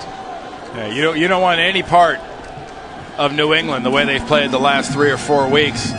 If you're either the Jets, the way they've played a little bit on and off for the last few weeks, or the Dolphins today. 3rd and 7. Gonzalez in motion. And then they gave it to Johnson. Slipped as he made his cut. Matt Roth there to secure the stop. So here comes the field goal unit for Kansas City. There are the remaining games next week. Jets against Miami at the Meadowlands. The Dolphins, of course, hoping that they will go there with a chance to win the AFC East with a victory today. And the Patriots are at Buffalo in their final game. But Dan, Chan Gailey, the offensive coordinator for Kansas City, has done a masterful job of always getting numbers by formation, by motion, by blocking. They always seem to have the advantage. 27-yard attempt by Connor Barth. And the rookie sends it through from North Carolina. Barth, he's now 10 for 12 on the season. A touchdown lead for the home team. I think our thermometer needle is frozen at 10 as well. It hasn't budged since the start of the game, although it is getting colder. Wind continues to gust up over 20 miles an hour, and boy, tip of the hat to all of our technicians, camera guys and girls, and their effort in these conditions. Thank you so much. Here's the kick, and that one's going to fly easily out of bounds, and the Miami Dolphins will start at the 40-yard line as Connor Barth unable to get a full foot on that one. Ball will be placed at the 40-yard line, first down. Miami trailing by a touchdown will have their first opportunity second half. Kansas City, young and old, they bring a collegiate spirit and a certain bravado to fight through these temperatures and cheer on their team in a 2-win season. Now it's Miami starting at the 40 after the kickoff out of bounds. And here's the Wildcat for the first time today. Brown fakes it to Williams, keeps it, and he doesn't get an inch. The Chiefs were well ready for that, and the Wildcat, after it surprised New England, third game of the season, and became the talk of the NFL slowly, but, well, not really slowly at all. Defensive coordinators have figured out a way to defense it, and it has not been nearly as effective. Well, they come out with that overload, too, where they take Long, the left tackle, put him on the right side. They stuffed him. Hand off inside this time to Brown, or Williams, rather, and Williams is stuffed and pushed back. So Brown and Williams on the first 2 carries of the second half stopped at the line of scrimmage. They did the Dolphins, with a 10-point lead in 3.5 minutes of the opening quarter. And then upon a couple of more touchdown throws by Pennington and interception late in the half.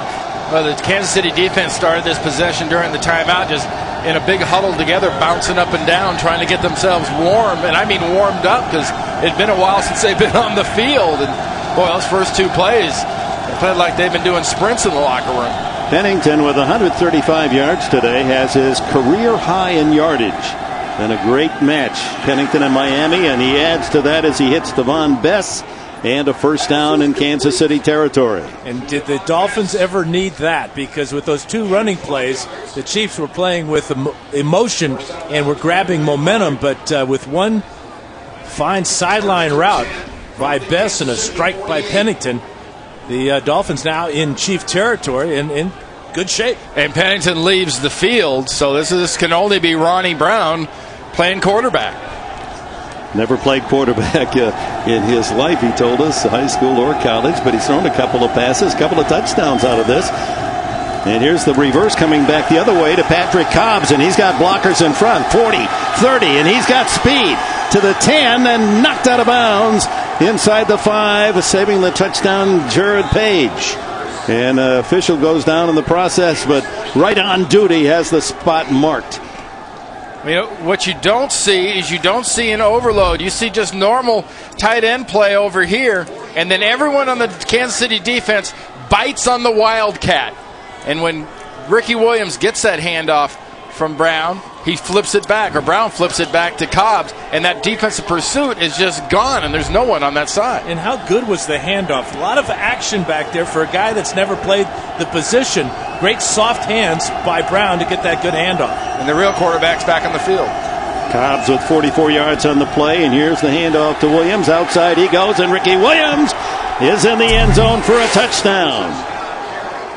Williams' 4th rushing touchdown of the season, and Miami an extra point away from tying it up very quickly on their first chance in this third quarter. Well, that first 2 plays, Kansas City was so emotional, reacted so well on both of the runs they've scored on. They've used that emotion and that reaction against them, first on the reverse, and there on Ricky Williams' bounce to the outside. Yeah, Williams showing he still has the speed. 51 career rushing touchdowns, and that was an easy walk-in. Extra point try by Dan Carpenter. And it's even at 31 with 6:46 left in the third. Yeah, let's see. They'll mark that off on the kickoff, the 5-yard penalty. Ricardo Coakley, who almost got that PAT and blocked it, jumped off a little early.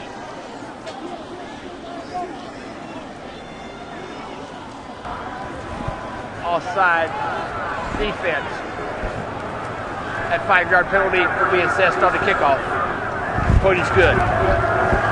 60 yards in 5 plays, 4 yards on the touchdown run by Ricky Williams. The Dolphins back even.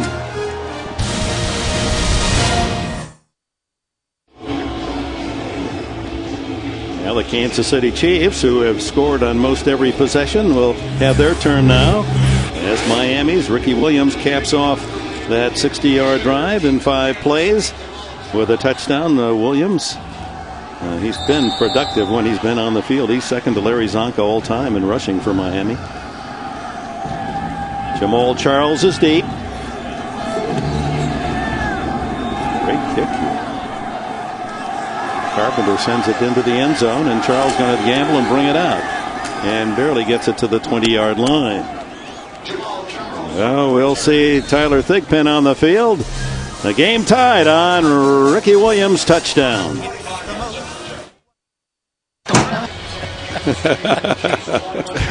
Well, at least they have a sense of humor here on this incredible day. What a startling turnabout here. 31-31 in a game played in such icy conditions, frozen field. And now it's Kansas City. Thigpen in that spread formation. And he's going to go deep, deep, deep. This is for Bradley. Jump ball, and Bradley wins it. 42-yard line of the Dolphins. Wow. What was the hang time? Did you get the hang time on that pass, Dan? It was 4.5, and that allowed not one but 2 Dolphins to get down there and stand real close to Bradley as he caught that one. Will Allen and Tyrone Culver couldn't knock it away. Hey, Allen's got his hands all over Bradley. Ooh. And a shot to the chops. Culver. A little late. But Bradley never loses concentration on that ball. That was good by only one person in that in those three bodies. 37 yards on the play, and now to Larry Johnson, short yards to the 40. Matt Roth makes a tackle. Must be something special happening. JB has a report in New York. All right, JB, as the Titans look for home field advantage throughout. The Steelers have played their best ball in the final minutes of the games down the stretch. We'll see how that one turns out. It's 31-all here in Kansas City's Arrowhead Stadium, and it's Jamal Charles that gets the call, and no gain. In fact, he lost a yard. That'll bring up 3rd down and 11. Well, how about the Chargers? They need to win to keep their faint hopes alive. JB? Must be getting cold in the booth, JB. You're having some of the same verbal locks that we are here in Kansas City. Over the middle, and no problem for Gonzalez as he snares another. And he's to the 1,000-yard mark with a first down at the 25-yard line. What an athlete, this former Cal basketball player Tony Gonzalez just keeps racking up huge numbers. All-time tight end. You're going to put Aiken Adele man-on-man against Tony Gonzalez. You're going to get beat like this every single time. I don't care if Adele's got 10 yards to figure out. He's still coming at him. Tony will find the soft spot, use his big body, and get that catch. No tight end has ever collected 4 1,000-yard seasons. Gonzalez has it now with his 91st catch of the year. He's 7th in the year coming in receptions. Thigpen having a career day, throwing too long for Bo, who was open on the sidelines. Thigpen over 300 yards passing, his first 300-yard game in his second season, but really all but a rookie. It's just so great to see a real pro in action. And we talked a little bit about his desire to be traded earlier this year. And his attitude afterwards was, okay, it didn't work out. I'm still a member of the Chiefs. I'm going to give it my all. 130 straight games with a reception. That's why he's going to 10 straight Pro Bowls. And he came back after he wasn't traded to Green Bay. They were not willing to take a third-round draft pick, Kansas City. Thigpen goes to the sideline, right to the Miami Dolphins, Nathan Jones. And Jones with the interception down inside the 10. It was intended for DeVar Darling, I think. And give Jason Ferguson a little bit of credit, too. Coming from that nose tackle position. Gets that pressure on Thigpen. He kind of spins it out, and Allen's the only one open. Nathan Jones, who had a couple of sacks last week in the San Francisco win, picks off his first interception of the season to stop the Kansas City drive. Pennington, Miami starting at the 6-yard line, and it's Polite bowling his way out to the 10 for a pickup of 4. A reminder to take off for the holidays without seeing 60 Minutes tonight would be great hot seats they got warmed up. Those are a wonderful invention, applauded by every player in football. Second down, 6 for the Dolphins. 3 minutes to go, third quarter. The quick throw to the side, complete to Bess. And he's out across the 15, 16-yard line. Brandon Flowers, a pair of rookie corners for Kansas City as they look ahead to the future. Of Flowers from Virginia Tech at the right corner, Brandon Carr, Grand Valley State at the other. Look at that paraphernalia. Well, you've arrived in the league. Tyler Thigpen from Coastal Carolina. He's gone from Coastal Carolina to he now has an NFL official dresser. Valet. Yeah, you got your guy wears your jacket when you're not in there. He carries your mittens, keeps your head warm. You got a problem with that, center? Let's huddle up. Quarterback treatment. Chiefs show blitz, and here they come, and a whistle. That blitz got the Dolphins to jump. False start. Number 19 to the offense. 5-yard penalty. First down. Ted Ginn, the wide receiver, was ticketed.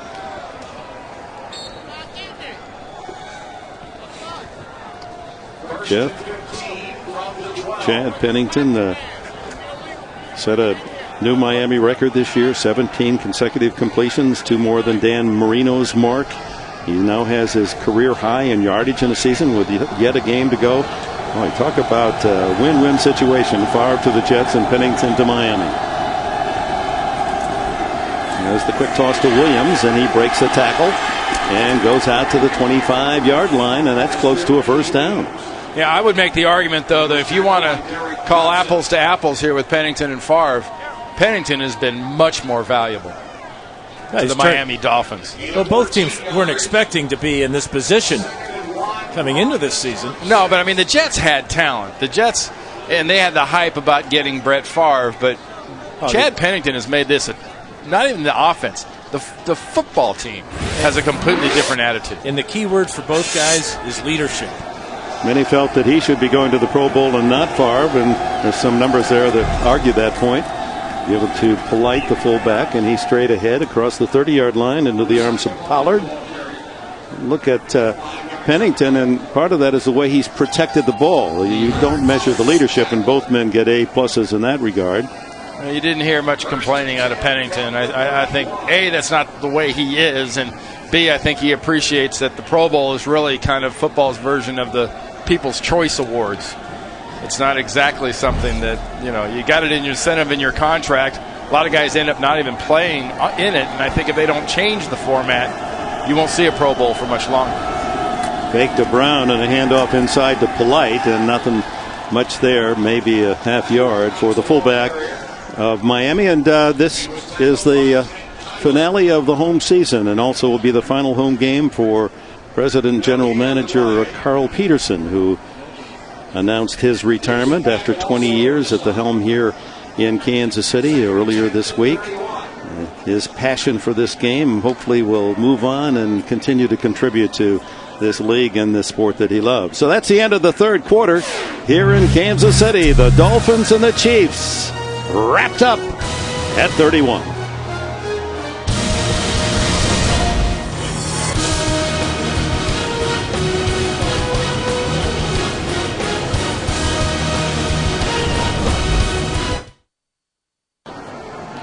To the fourth quarter we go with Randy Cross and Dan Fouts, Dick Enberg. We've gone from the sweat of summer to the icy cold of winter. And we might have 1,000 yards of total offense in this game by the time it's done. 779 so far. Well, big quarter for the Miami Dolphins, and Chad Pennington firing incomplete out at the 44-yard line as he goes for Devon Best, the speedy little wide receiver from the University of Hawaii, where he set records in just 3 years of play. Really important for Tony Sperano and the Dolphins now to remember kind of who they're playing in the Kansas City Chiefs and their history. Keep plugging, keep hammering away here. Kansas City has not been very good at closing teams and closing games off. That has been a strength of the Miami Dolphins. And remember, last time the Chiefs had the ball, they had the turnover, the interception thrown by Tyler Thigpen. So you're absolutely right, Randy. This is Dolphin time and not KC time in the fourth quarter. Here comes the blitz, and Pennington throws to the far sideline, and down quickly goes Ginn, and he slips and is covered by the corner Brandon Carr, and so that'll bring up fourth down in the punting team for Miami. Really, that's the first time we've seen a player really slip and fall down on this icy field. They've done a great job of getting the right shoes on and keeping their balance all day, but Ginn trying to turn up to get the first down, just went down as soon as he caught the ball. I talked to the maintenance guys, and he talked about taking the tarp off and needing a crowbar to get the nails out of the ground. They were holding the tarp down. Kevin Robinson, who fumbled on a kickoff return, handles the punt, runs into his own man, and is stopped shy of the 40-yard line. So the pesky Kansas City Chiefs trying to ruin Miami's party in KC. Before the game, there's Carl Peterson in the leather jacket. Herm Edwards, who he brought in to replace Dick Vermeil. He also hired Marty Schottenheimer 20 years ago as his first coach after taking over the responsibilities as president and general manager. And he's beloved by the Kansas City family. Has his critics, as all administrators do, but he's brought winning programs and much success to this football city. And we wish him well in the new year. Thigpen underneath, complete to Darling. And DeVar Darling has been a found receiver on this cold day in Kansas City after catching only 12 all year. Would the right word for this pass rush of Miami's be careful?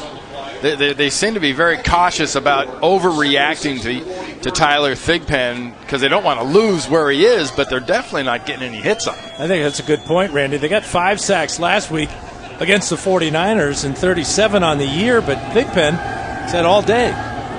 So Dan Marino on posture in the crowd.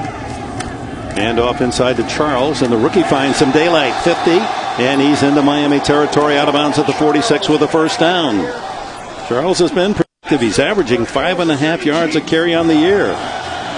Really a nice play design with Tony Gonzalez coming in motion, and you'll see from the backside, here comes Tony Gonzalez this way. And from the backside, Wade Smith does another nice job on Joey Porter, creating that little crack in the crease off the pull block. And they're taking advantage of Miami's opportunity or Miami's reaction to suddenly that being the strong side Porter's usually on the weak side or the open side. So Thigpen has had an all-time passing day, and meanwhile Kansas City's running game has accumulated 180 yards. This one's too tall for Darling. And with the attention being paid, Tony Gonzalez often drawing the double team, Darling has found his way open. And on the day, he has a total of 3 catches, 69 yards, and a touchdown. And maybe the play of the day for the Chiefs, if they go on to win this one, was that play where he got his 2 feet, his 2 toes in bounds before backing out of bounds. After a long review, they called it a completion. Great awareness. Under 13 to go in the fourth quarter. Just pride at stake for the team on offense, the Red Jersey Chiefs, and for Miami, so much importance on this fourth quarter. Thigpen almost intercepted as a good read by Jeremiah Bell and cut in front of the intended receiver, Mark Bradley. Yeah, that's one of those, you catch that one, you just walk into the end zone. Thigpen would not catch him. Number 37 cutting in front of the receiver, Bradley.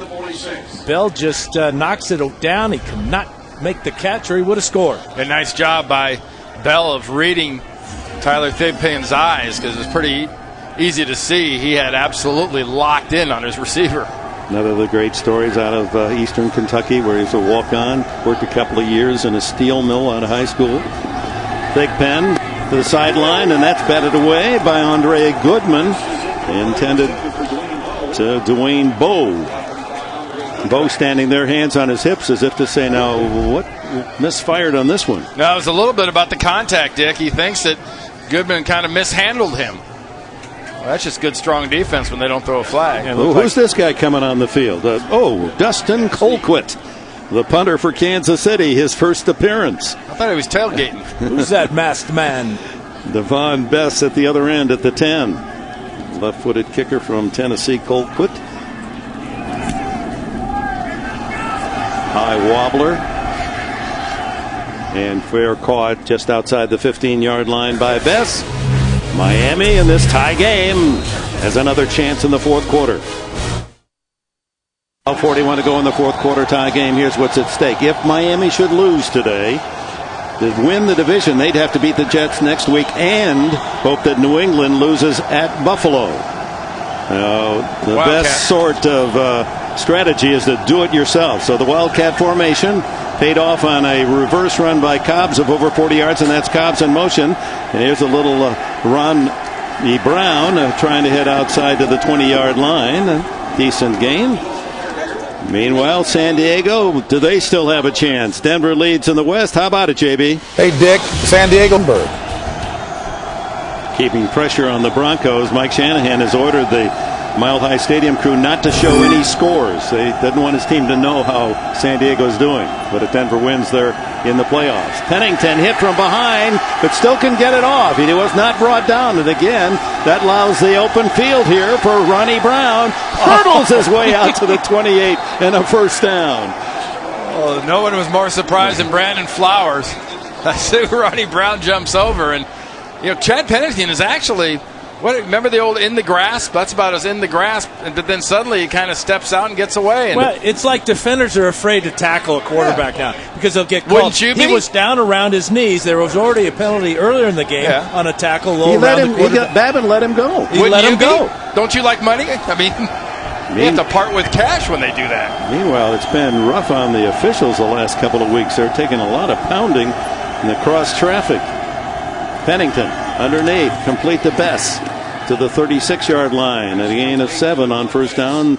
Tamba Hali coming back from his defensive end to help Brandon Flowers. This guy is so impressive as a rookie. His quickness after the reception gets the Dolphins extra yards almost every time, and that's a real veteran type of move. He's really going to find a home working across the middle in the slot position, a la a Wes Welker type of player.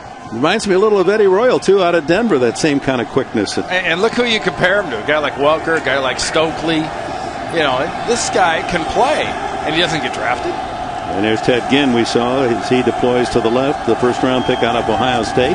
Quick throw to the side is complete to Patrick Cobbs. Cobbs contributing today as well. That one is good for about 3 yards.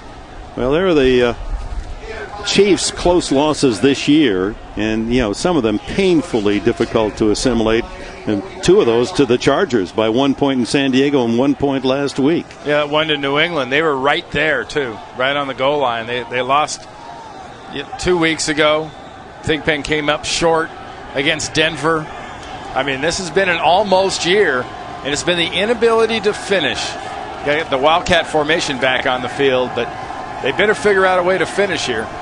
Ronnie Brown at the tailback position in the Wildcat fakes the handoff, and on the keeper, he vaults his way out to midfield just short of the first down.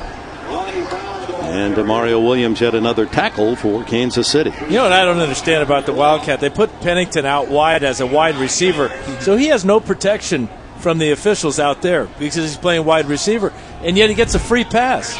Nobody gets on him and beats on him? Nobody comes up and takes a free shot at him. If I were a defensive coordinator, I would say the quarterback lines up in front of you as a wide receiver, put him on his back. Boy, you're mean. Well, tough talk now that it can't hit you. It's assault and battery now. You hit me. Tackled in the backfield as Ronnie Brown falls forward to the 50, shy of the first down. Rocky Boyman making the stop. It'll bring up 3rd and 1. If you're looking at any kind of a field goal, remember the direction we're going in here. Miami is going the direction where you're going to have to get to the 20-yard line realistically. I mean, 37, 38 yards. We've seen extra points back up going in this direction. Yeah, and Carpenter's longest this year is a 50-yarder. Last week at home he missed a 49-yarder, and that's totally out of the question going in this direction, and that goes back to winning the toss and deferring at the beginning of the game by the Chiefs. Watch the fullback, Lou Polite. He's 8 for 8 and 3rd and 4th and 1. No, instead it's Brown, and Brown riding on the back of the block of Polite has the first down into Kansas City territory. Let's go back to what may be a critical play and call in the first half down on the goal line. You would expect a fullback lead play. Instead we get the fade to Haynes, who caught 1 pass last week for a touchdown. His only catch as an NFL player, the rookie out of Maryland. That ball blown by the wind out of the end zone. Questionable play selection by the Dolphins. And then Kansas City drove the field 95 yards for a touchdown to take the lead. Pennington hits Bess, and Bess down to the 36-yard line, and another Miami first down. Pollard the tackler. Despite that 4th and 1 call, though, guys, I think if you look at this game and what's the difference between these two teams, and I love what Tyler Thigpen's done, but for my money, Chad Pennington is the difference. He's the difference in this football team. You saw those close losses by Kansas City. The reason Miami has won a lot of these games is he's given them that confidence as a football team. You're absolutely right, Randy. The Chiefs are hoping to win this game. The Dolphins are expecting to win. Well, they're positive right now. They're going to score. Their football team and their defense is positive their offense is going to put some points on the board, and it's going to be up to them to then stop Thigpen and the Chiefs. Miami has to spend a timeout. They were late getting a substitution on the field. 7:14 to go at Arrowhead. Beach, South Carolina. Tyler Thigpen. Not that he's not concentrating on the game, but when he's not in there, he's staying warm. Meanwhile, a first down for the Dolphins as they've driven down to the 36-yard line, and Ronnie Brown skips through a small hole for a couple before Tank Tyler can make the tackle. And now with the sun being shielded with a configuration of Arrowhead Stadium, it certainly has become even more chilly for all involved. And camera folks are still all in focus. This crowd that braved this home finale of the Kansas City season, they to be applauded as well. They've had a good time cheering for their Chiefs. More like a gathering than a crowd, though, I think, at this point. And they've hung in there. On second down, Pennington steps away from pressure, dumps it off to Ricky Williams, and Williams breaks a tackle. And he's finally to the 20-yard line. First down, Miami. A beautiful job. And as well as a Tyler Thigpen runs, and his idol was Steve Young because he could run in the pocket. You look at a quarterback like Chad Pennington, he doesn't have to run. He just sort of scooches to buy that extra time for Ricky Williams to come all the way from the far right side of the formation where he ran on a quick little route. He cuts back underneath and helps his quarterback out.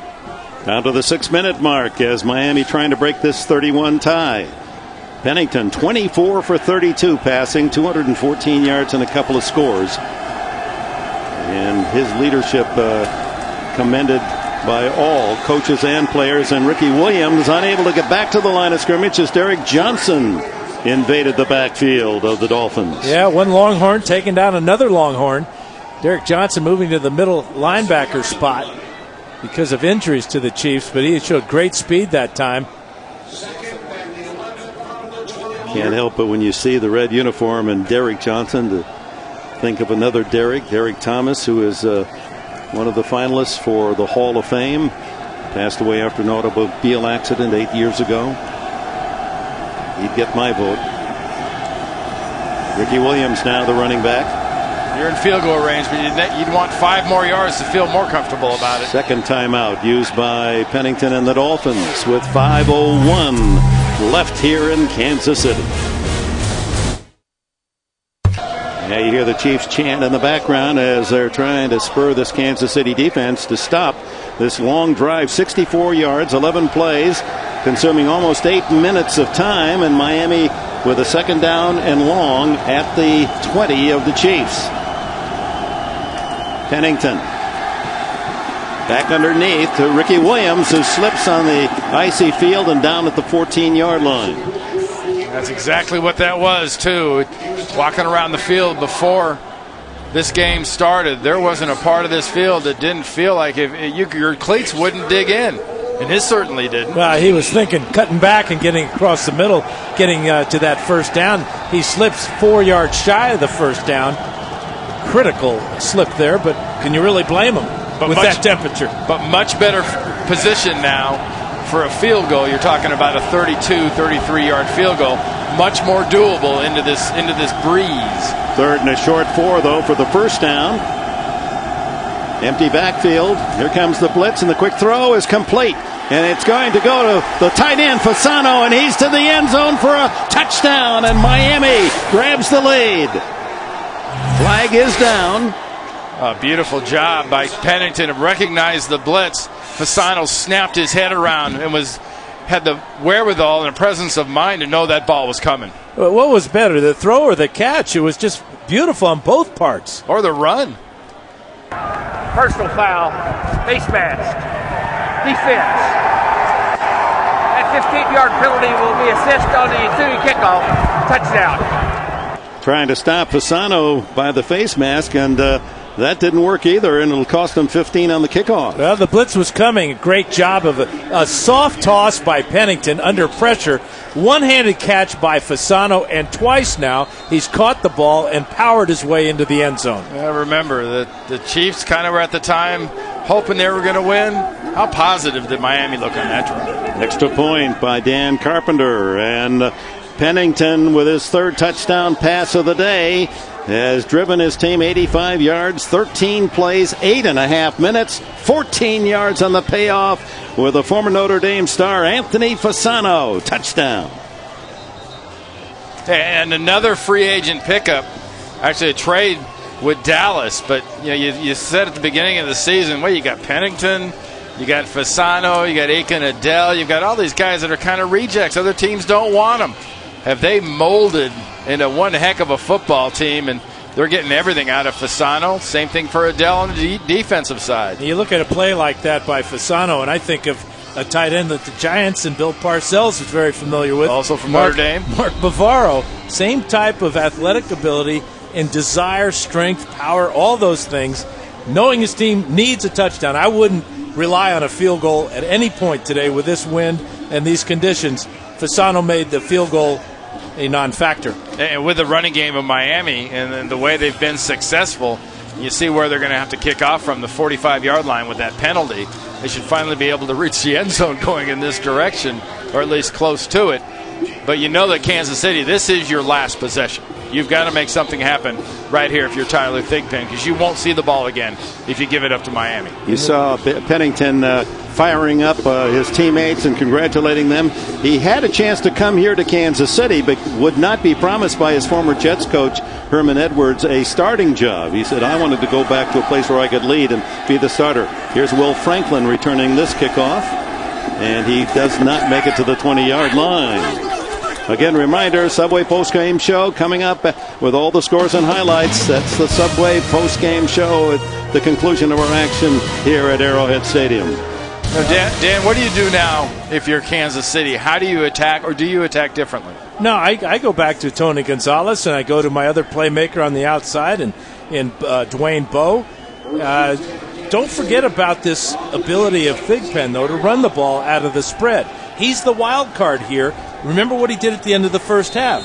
A ad-lib scramble and then the quarterback draw for a touchdown.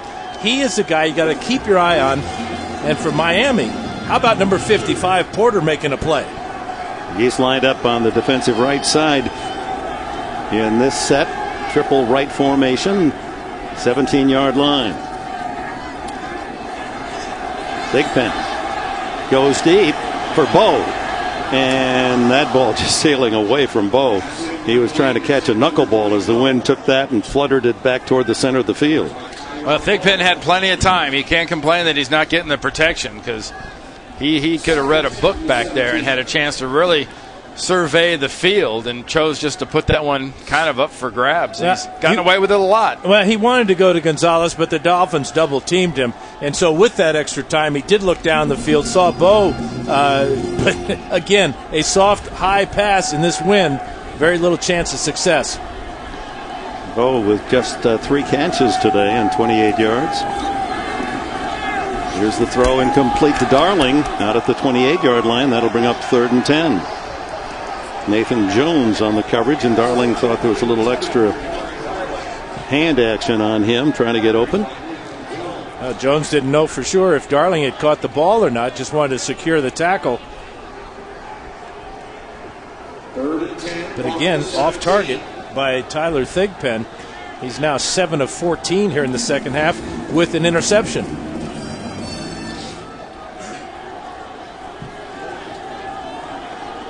Welcome, fans who have been watching CBS NFL action elsewhere, to frigid Arrowhead Stadium. Kansas City trailing Miami 38-31. The swing pass out the backfield is complete to Jamal Charles from Tyler Thigpen, and he is close to a first down on 3rd and 10. This game started with a 10-point explosion by the Dolphins in the first 3.5 minutes, but Kansas City has been their match throughout, and at halftime the Chiefs led 31-24.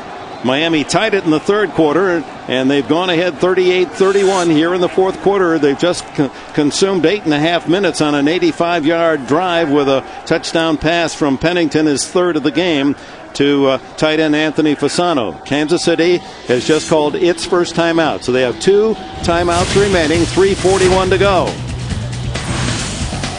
Pennington to Fasano, a one-handed catch, and then breaking tackles, carrying a couple of Chiefs into the end zone for the Miami lead. The Dolphins need a win today and then a win in New York against the Jets next Sunday, and they would then be the surprise AFC East champs after a 1-15 season a year ago.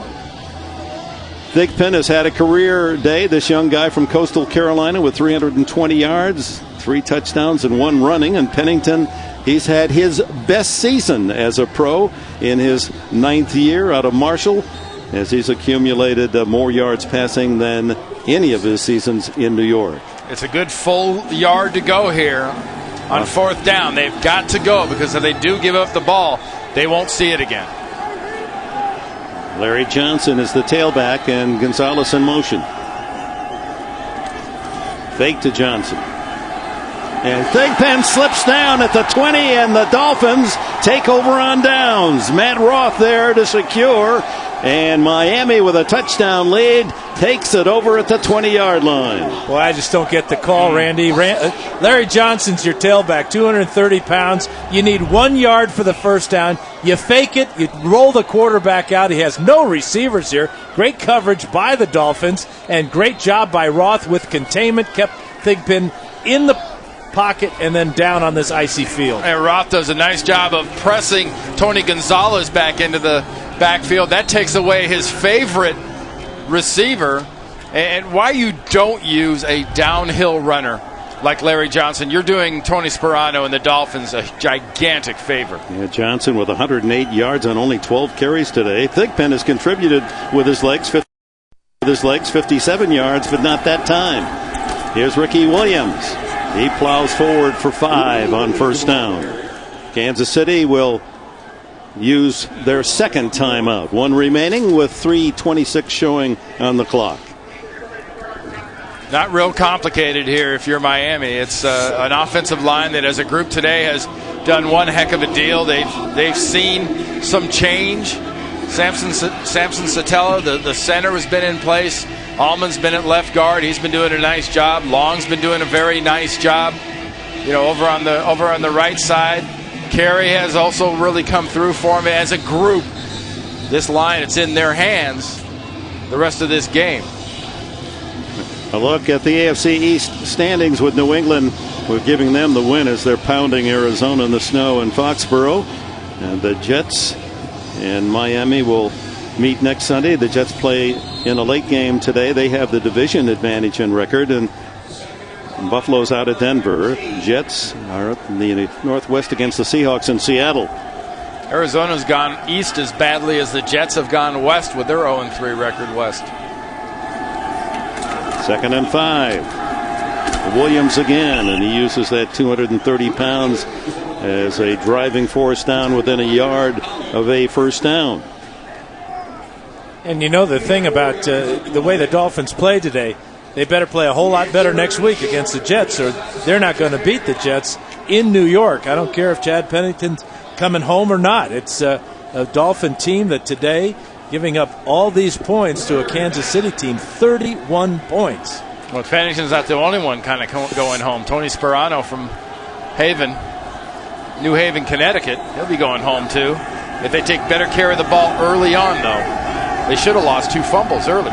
3rd and 1. It's Polite, the fullback, and he's now 9 for 9 on the season. 3rd and 1 and 4th and 1. Lou Polite, who was undrafted by Dallas in 2004, picked up by the Dolphins on October 16th as a free agent. Tony Sperano, what a story he's been, this man who began his coaching career after playing at University of New Haven. Dad there calls him every week. This week he said, hey, just win 10. Don't think about the Jets next week and pressure the passer. Week 1.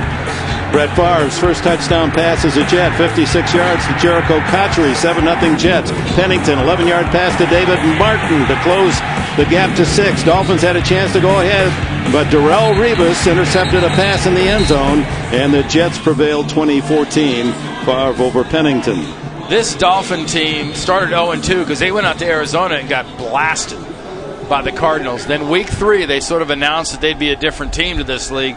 When they went up to New England, sort of unveiled the Wildcat, and they really have just been a totally different organization and football team since week 3. Chiefs have used their final timeout with 2:35 to go. Ricky Williams, get by John McGraw, the safety for Kansas City.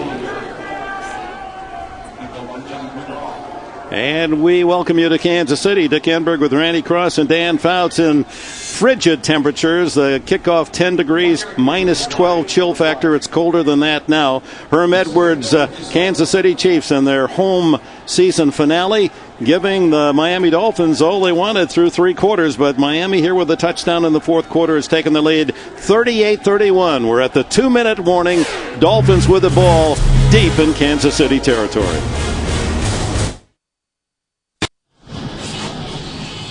Now there's a look at the contentious AFC East with 1 game left. The Patriots have won. The Dolphins are winning, and the Jets play in the late game at Seattle. If they all should win, they'll all be 10-5, with the Jets and Miami meeting next Sunday in the Meadowlands and the Patriots at Buffalo. Meanwhile, Miami 2 minutes away from their 8th win in their last 9 games, and a turnabout that has been historical for this Dolphin franchise. It's Ricky Williams getting outside and now wrestled down at the 7-yard line for no gain. And did he fumble over there? There's a scramble, and Kansas City thinks they have it. There's no signal yet. There it is. Yeah, I didn't see down by contact signal. DeMario Williams with a hit, and Derek Johnson recovered the ball. So Kansas City, with 1:45 to go and no timeouts, has a chance to drive downfield. Let's see if he was down, though, first, Randy. Well, remember where we are, too. It's 1:45 left, so it'll be upstairs. They'll have a look at it, and the question is, when he was flipped over, did he have the ball? Because as soon as his body touches, he is down. Is it coming out? No, it doesn't come out till after he contacts the ground, right? I think that's down by contact. It's not out until that elbow hits, but the second that elbow hits, because he's being tackled, he is down. The ground cannot cause a fumble, and clearly it was the ground that caused that ball to come loose. And Chad Pennington arguing that point. Of course, it'll be decided by the replay official upstairs. I don't believe that Ricky Williams has that left arm. That ball is not loose. He has it with the left arm until that left elbow hits the ground as he's tackled. On the field. It's just not a clear angle when the ball finally does hit the ground, and so there doesn't appear to be any conclusive evidence to overturn the ruling on the field. Well, I didn't think that so until I saw the game last week either, Baltimore and Pittsburgh, that there was anything indisputable about the whole thing. And here it awfully also has to happen. Here it is at the bottom. You have to look at the bottom here. The ruling on the field is that it's a fumble. And there has to be something indisputable about that he has to overturn it. It is indisputable that he have possession. If you say yes, then as soon as that left elbow hits the ground, it's down, and then the ball comes out. Well, it's like we go back to the first half. We had a very similar type of play. When was the ball loose? Was it loose? Did we have a good enough angle?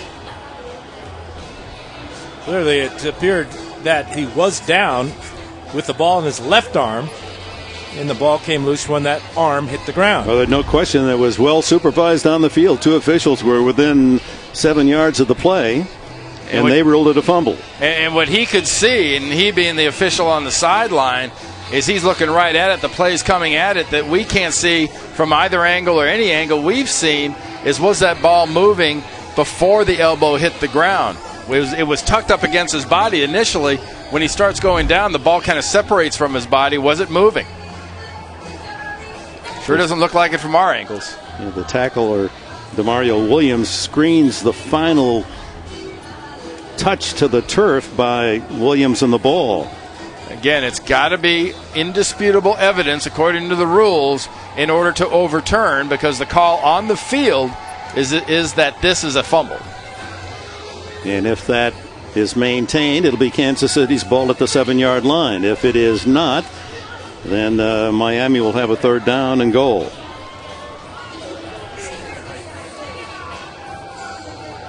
You got to check out the ball. It's a backside angle here. Look at the ball.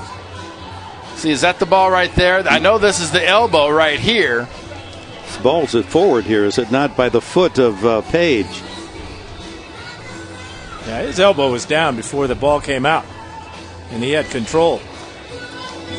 And to DeMario Williams' credit, he's doing a very nice job of trying to dislodge the ball. After review, the ruling on the field stands.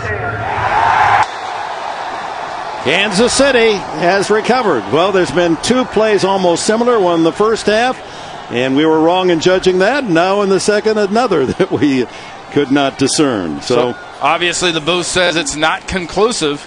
There was nothing that told them just screamingly to overturn the point on the field. But we can still dispute it. There's no such thing as indisputable. That's our job. Yeah, from that angle, you see that ball underneath. It looks like it is loose before that elbow hits. But so like I said, there's nothing indisputable, so they did not overturn the call on the field, which was a fumble. All right, let's see if Tyler Thigpen can work a Kansas City miracle in the final 2 minutes of this game. This throw not even close. 10 yards off the mark, intended for Mark Bradley. Well, they've put the ball on the ground 3 times today, Miami has. They lost it on that fumble. They lost an interception. So now they're up to 12 for the season. Too short of that record of 14. And remember, the game started with a couple of reversal calls on turnovers, potential turnovers. Dolphins with so much at stake as they look for the AFC East title, and Kansas City just a prideful chance at a third win of the year as Thigpen throws incomplete over the middle, intended for Gonzalez. I understand Jets already at 8 minutes into the 8:07 mark of the opening quarter have kicked a field goal in Seattle. All timeouts have been consumed by the Chiefs. Dolphins have won. In hindsight, the reviewers will question the Dolphins as to why they weren't taking a knee there inside the 2-minute mark, with the Chiefs completely out of timeouts, just to run all that time off the clock and then pooch in a little meaningless field goal. And this is the end of the field where it's his iciest of all. Thigpen scrambles and he's clobbered at the 7-yard line. Randy Starks, 305 pounds from Maryland, to drive him to the turf. And the coup de grace on that hit was Joey Porter coming off the block from Brandon Albert, applying that smack. And this is the exact point of the game last week that Porter had his biggest impact, sacking Sean Hill for that big decider against the Niners. Stop here, and it's just a couple of kneel downs for Miami in the victory. Thigpen down the middle, intercepted at the 15, the 10. It's Ronaldo Hill inside the 5, and the few Miami fans here have a chance to join Sperano and his sideline team with a cheer. Hard earned at 38-31, and Hill with a pick, his third of the season. Yeah, just trying to get the ball to his tight end, Tony Gonzalez. Well, the Dolphins know that's where he's going to go with that ball.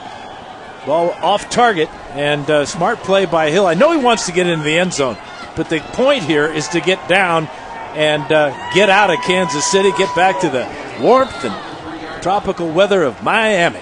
And offensively go into the victory formation. And look at Tony Sperano. down, don't score. Don't want him to fumble and have the Chiefs take it the other way. And now it's just a kneel down for quarterback Chad Pennington. And how about these Miami Dolphins? 1-15 a year ago.